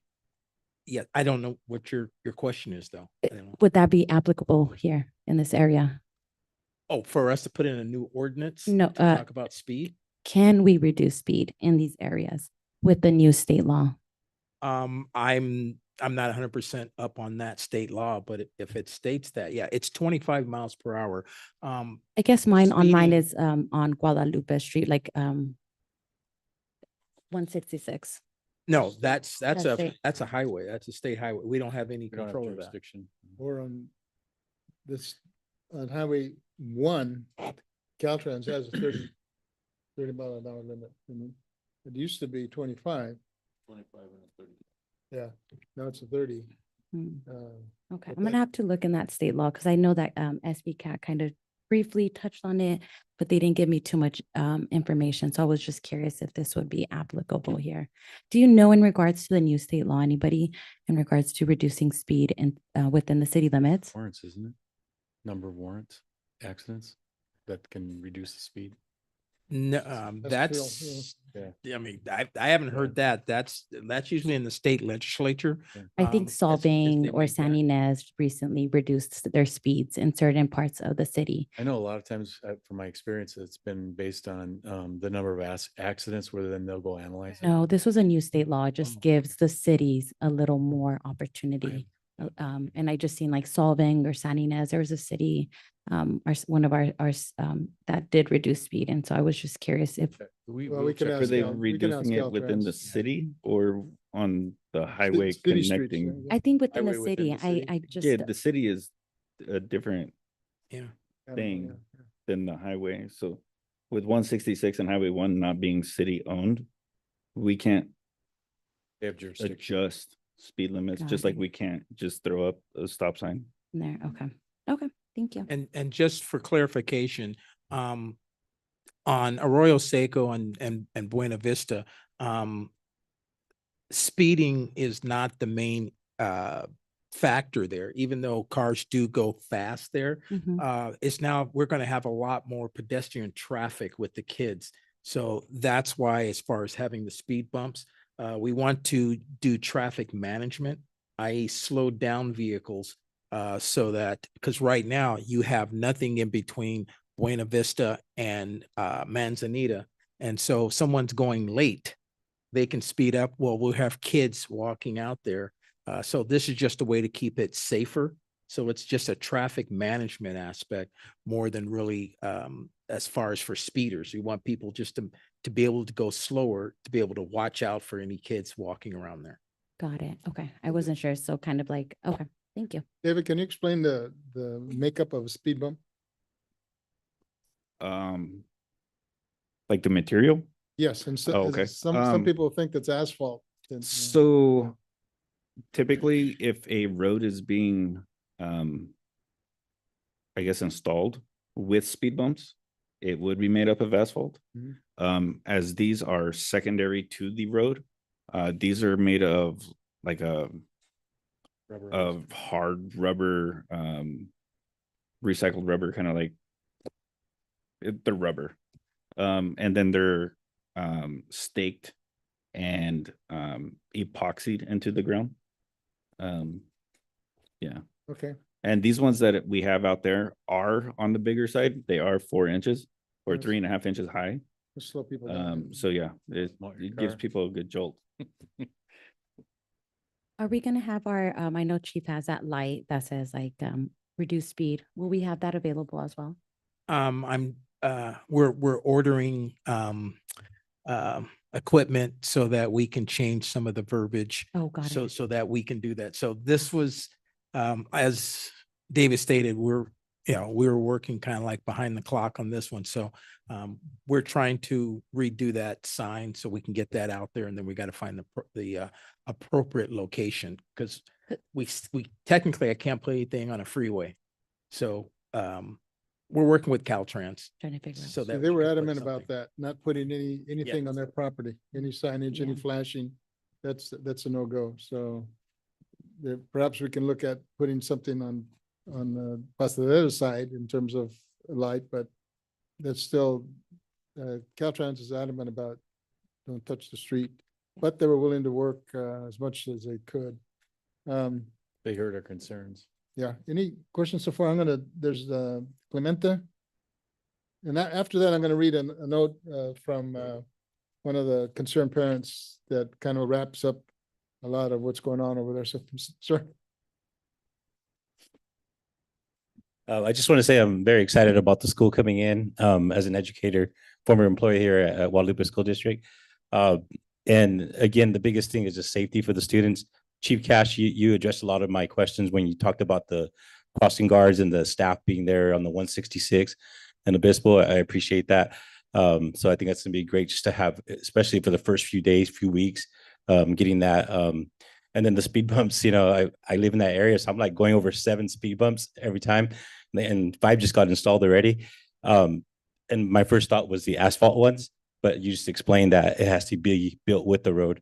I think the biggest concern is just if they're so high and they're so narrow, so it just does a lot of damage to the cars, especially being you know, anybody in that neighborhood going there 7 there and 7 back, it could be, you know, pretty damaging. Just if possible to request a little bit wider and a little bit not as tall. It's still going to do its purpose, still going to slow people down, but it won't be as damaging for all the residents in that neighborhood and anybody else, like parents going through it there. So that was just my concern. In that, David, there's specifics in terms of height and width and can you? So they only come in one width. And the reason for going so high was because I went and I sat out there on Arroyo Seco and I watched the Fast and Furious blow by me for an hour. And if there's a school going in this late in the game and we can't properly plan, we need to do something drastic versus be reactive. I mean, we're already being reactive, but the amount of high speed traffic that travels there throughout the day, not even at 7 o'clock in the morning, just at 11 to 1, I would chose the best solution. Right. I mean, it was probably overboard, but it still wasn't even the highest bumper. So, I mean, maybe later on when there's more planning, next fiscal year, when we can maybe get the school involved so that we can share costs somehow, or maybe the school can uphold their bargain. Maybe they can contract people to come in and do asphalt ones that'll be wider, less slope, to just kind of get a bump going. But for a school not being open, unknown how much traffic, unknown speed of traffic, we had to go drastic. Exactly. You have to put the most efficient system in place and then adjust from there. So now that I live here and walk these streets, I'm going to Buena Vista Road. That's another swath. They just, I mean, they're going 70 miles an hour down some of the, I've seen I'm not kidding you. I've seen. So, no, I'm just walking. And it's a wide swath, so it almost makes everybody feel comfortable going fast. Any more comments? No, that's it. Thank you. Okay. I wanted to, I'll read this note. I think it's worth I'm serious. mentioning. And it goes beyond what we're talking about now at the school. It goes beyond, it goes into egress and exit from that entry. So this is from a concerned parent. As an original resident of Pasadena since 2017, I have become increasingly concerned about the safety implications of having only one entrance and exit for our community.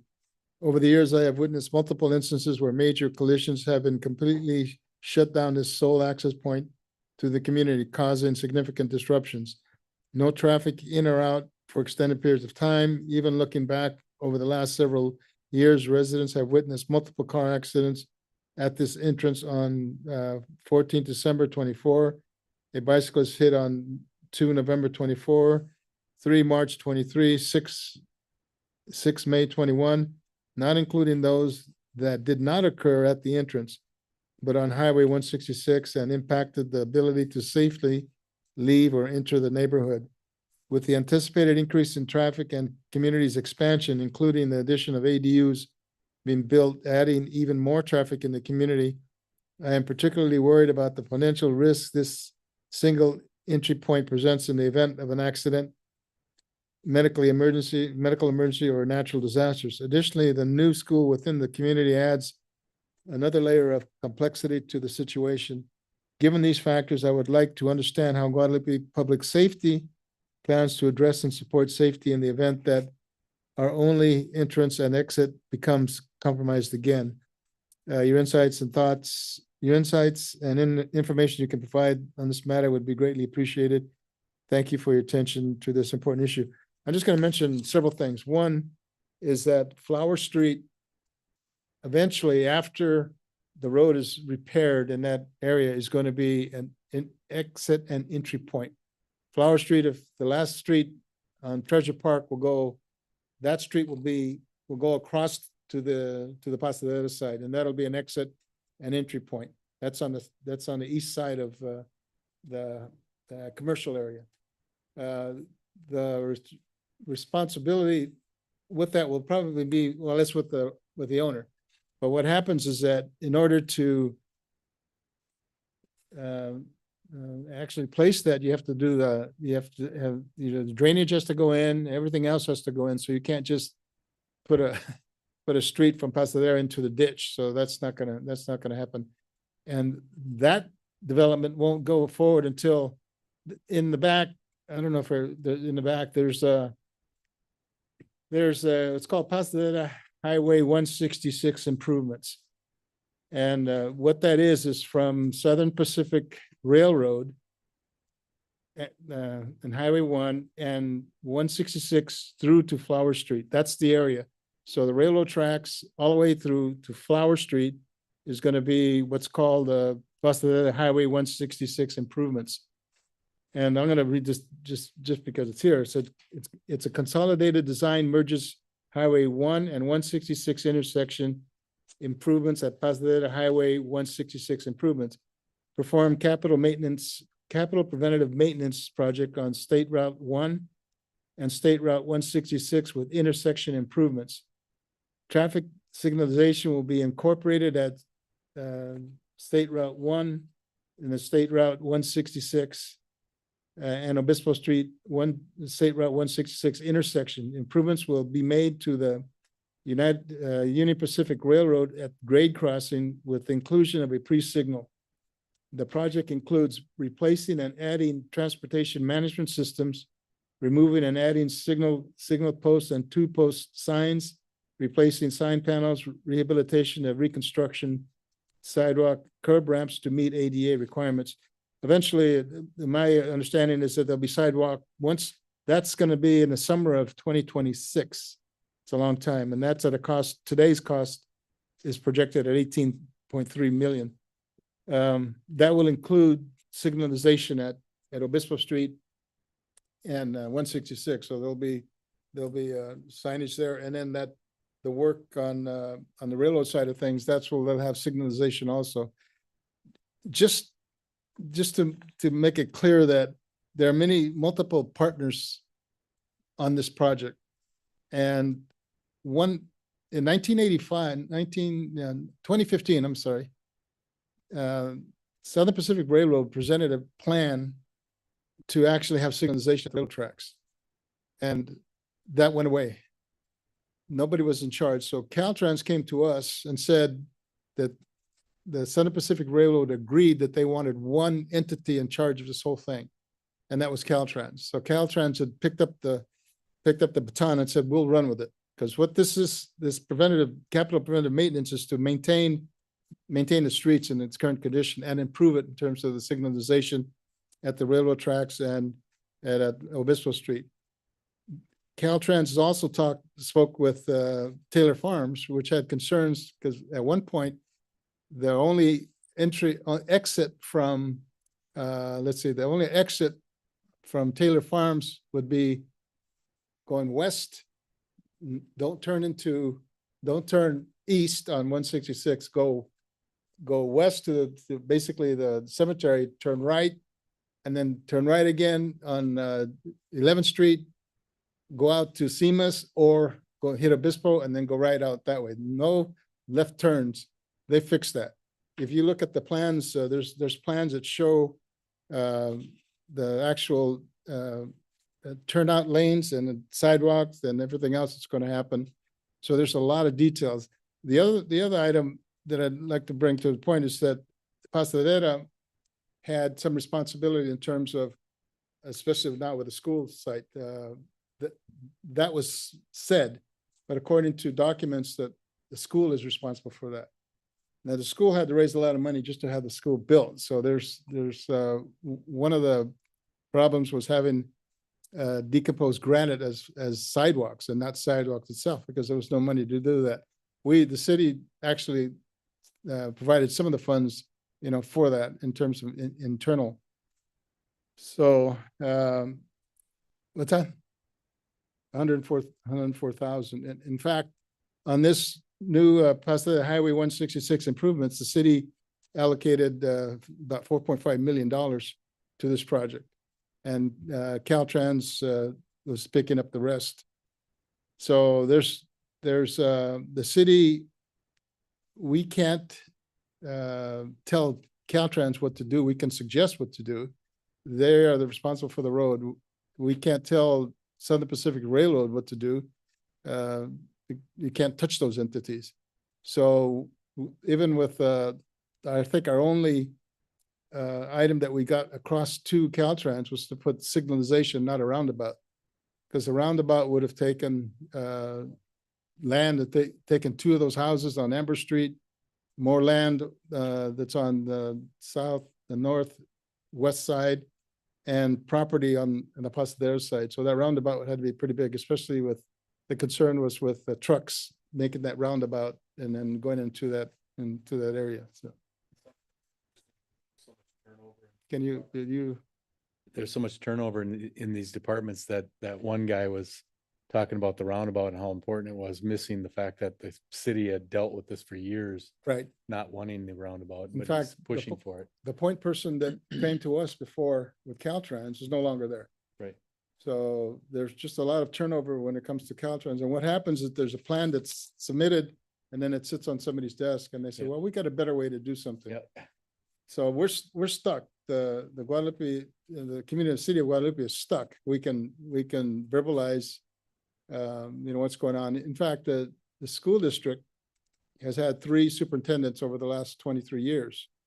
And one, I know that now they're getting with Dr. Handel, things are starting to fly appropriately in terms of what needs to happen. So, and again, the meetings that we have include Dr. Handel, include Craig Smith, the owner, and our staff and Caltrans staff. So this should have happened several years ago, but it didn't. So now we're at a place where how do we prevent anybody getting hurt this coming Thursday or even before that? This individual that stressed the problems with Obispo Street exit and entry, it's a problem. Yeah. I timed myself from the railroad tracks to and I wasn't speeding. The railroad tracks to Obispo Street, you go 40 miles an hour. And that's just barely, that's third gear. So people are, and when you're in a hurry, you're going 50 miles an hour through there. And then trying to get across from Obispo to 166 from the south, it's really, it's pretty tough. Tough process. The railroad, people say, why wasn't an exit across the railroad tracks going to Highway 1, which would have given an exit to Highway 1, but the railroad wasn't going to do that. They're not, unless you put a bridge over that. Right, and give them money. Yeah, and money. And Santa Maria Valley Railroad has agreed with Pasadena or DJ Farms Development to actually put 2 bridges over the railroad tracks, and Craig Smith and developers will say each bridge cost $6 million. Yeah, and that was 2 years ago. So now I guess we heard that they're starting to move on putting that together. So once that happens, they'll be able to move on the homes that are planned, which is another 500 homes? No, that's about 400 something homes. Yes. 400 homes. So that'll make it probably almost 820 homes that are totally that are in there. So okay, yeah. So there's a lot of players on this, and where the city and Public Works, police, public safety, administration, everybody's trying to make it to where it's safe for the school to open this Thursday. So it's going to be interesting. This gentleman over here is a bus driver, and he didn't order the 5 buses we need. So we had 2 buses, Gene? 2 buses. And you have kids coming all the way from 11th Street to 12th Street, all the way across. What's your pickup? What's your map? How far do you go with the bus? All over town. Yeah. So- And they reduced the bus locations this year because of the amount of students that they are anticipating.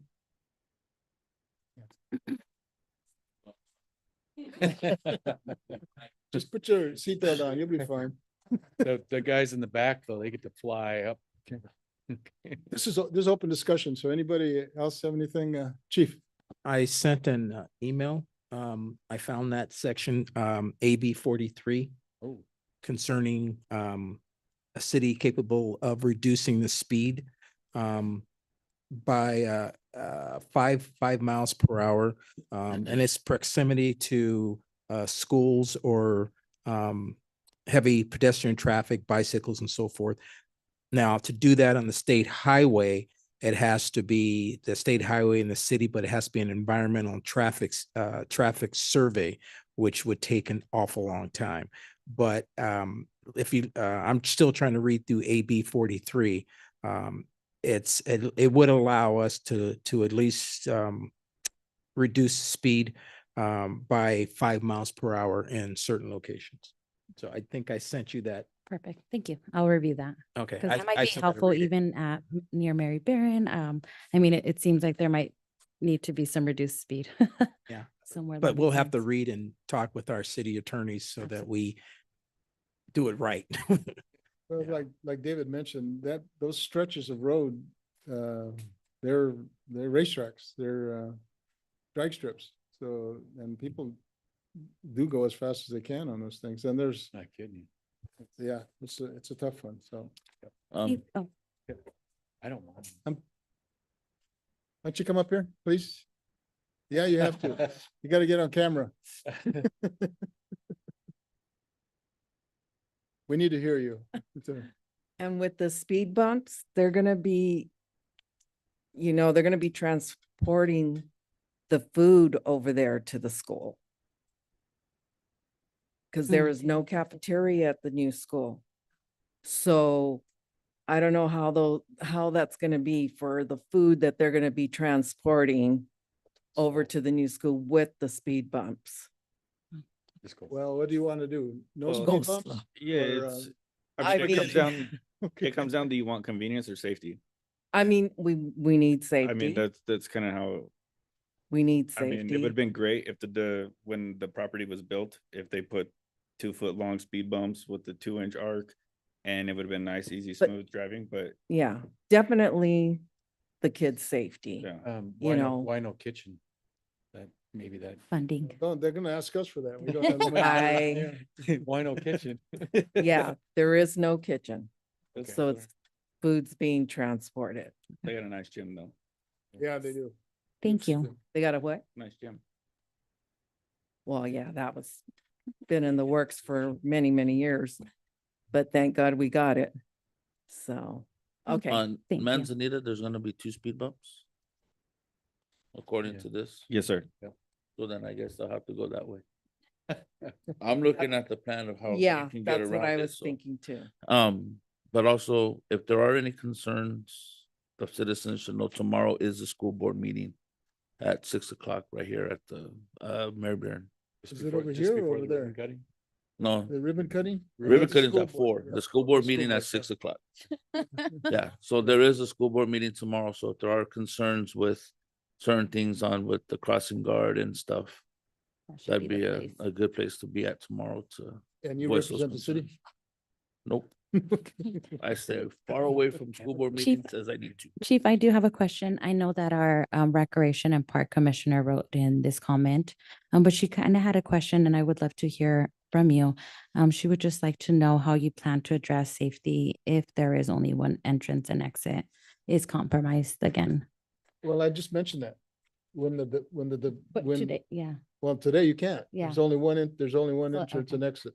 So when Caltrans in No, the I- summer of yeah, twenty twenty-six. But yeah, this unfortunately, I mean, it's a year, so I was just curious if there was, unfortunately, like in 2 months, what does that look like? Because you'll have an open ditch along the side. It's not gonna be it's not gonna be closed.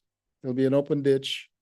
And then they can't, the developer can't put anything across until Caltrans does their road improvements. So So basically that'd be that there is no like safety plan for now. that's right. Yeah. So essentially, I guess if you could get people to develop that property before 2 years, it would force an improvement of that Yeah. unimproved area. That would be your way around Caltrans. Got it. Because if you bring a business there, there has to be egress. Yeah. And then you have them force Caltrans out. That could be why. You know, Well, everybody. and Oh, you go know, ahead. the original Go. delayment was this person said it was this person's problem, this person said it was this person's problem, and nobody talked. Yeah. So I it live, should have been done already. I but work near nobody a knew. school, so I'm just curious because I've been to accidents, and so sometimes I have to go around it. But this place, I'm just going to be stuck there. So I was just curious of what that would look like. So that is a problem. Yeah. More police and fire. Yeah.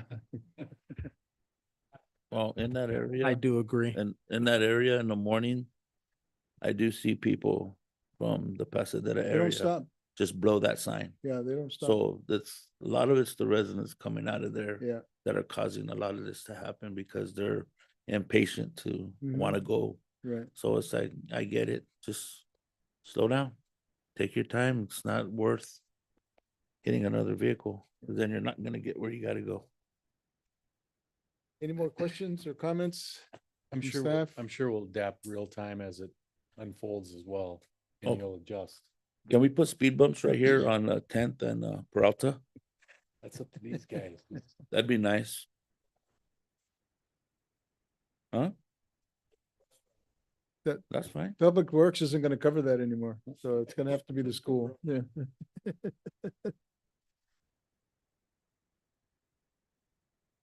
Okay, and thank you, staff and public for chiming in. The next item is, future agenda items.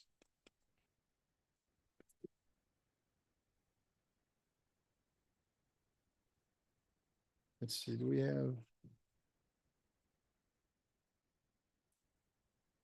We needed to talk about, the GCAC and the capital campaign group. Been on that right now, so. Okay. Yeah, I'm just not exactly sure if he's gonna get it on for the 26th or not. Okay. And the farmer's market as well, MOU. Okay, any additions from the future agenda? Nope. I would like to see in regards to the cannabis, is that there? No, that's not the cannabis funding that we can allocate to nonprofits. I would really like to be able to see that and see how we can possibly help some local nonprofits that are doing some amazing work in our community. I think they're already doing that. Yeah. Oh, I thought that a percent of the sales comes to the city and then we get, Yeah, $50,000 a year, I think it is, and then they allocate. okay. I thought, no, there was never a percentage of sales that. Got it. And they have been, they gave some to the Explorers. They gave some to some other group. To the senior center. so. Okay. And they volunteer at the food bank, so, which is cool. Yeah. Any other comments, announcements, council activity reports? Okay, Amelia, thank you. Let's see, July 23rd, I attended the annual Board of Directors meeting down in La Palma, the JPIA, which was interesting. Out of, I think they said 122 agencies and districts that are part of JPIA, there were about 75 to 80 members at this meeting. It was a long drive for an hour meeting, but it was worth it. And then on the 26th, I didn't realize that the race was called Ron Estabile. Right. Yeah. Okay. And I attended that and I finished it, Chief. And I'll just mention that on August 3rd, I did a 5K in San Francisco and I finished that one too. Did you? Yeah. Right. Yeah. Then participated with the food bank. And then on August 8th, I attended the bi-monthly Zoom meeting on housing and the homeless issue that Todd was the first presenter and talked about, I want to say Escalante. And I did get a comment that you did a very good review. Yeah, it was very good. Actually, did you stay through the whole meeting? Because I saw you. Oh, I saw you. Oh, I thought you left.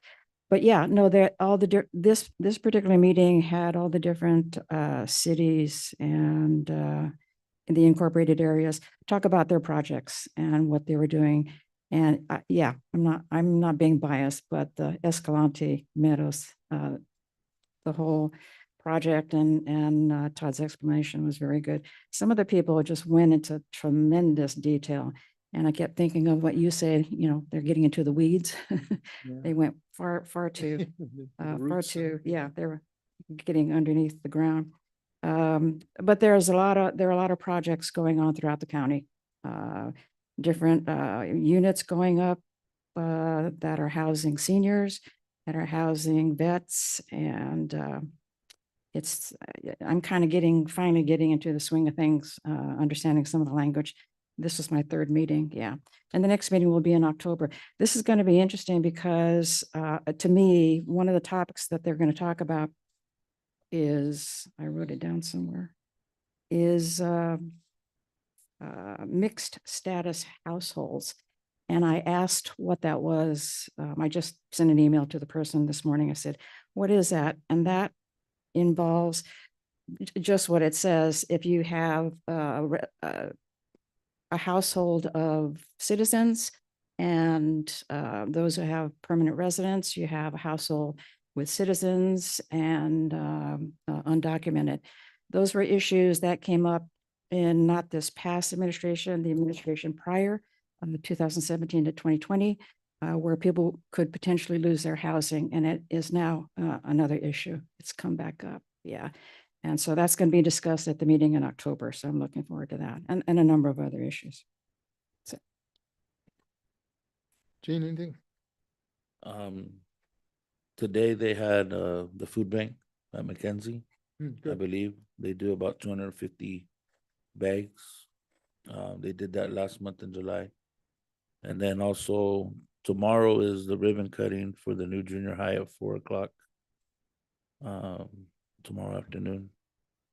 And so that's all I got. I attended a public safety tour of Allen Hancock College in Lompoc. Really interesting to see, and I just fascinating to know that the firefighters and the police all start training there.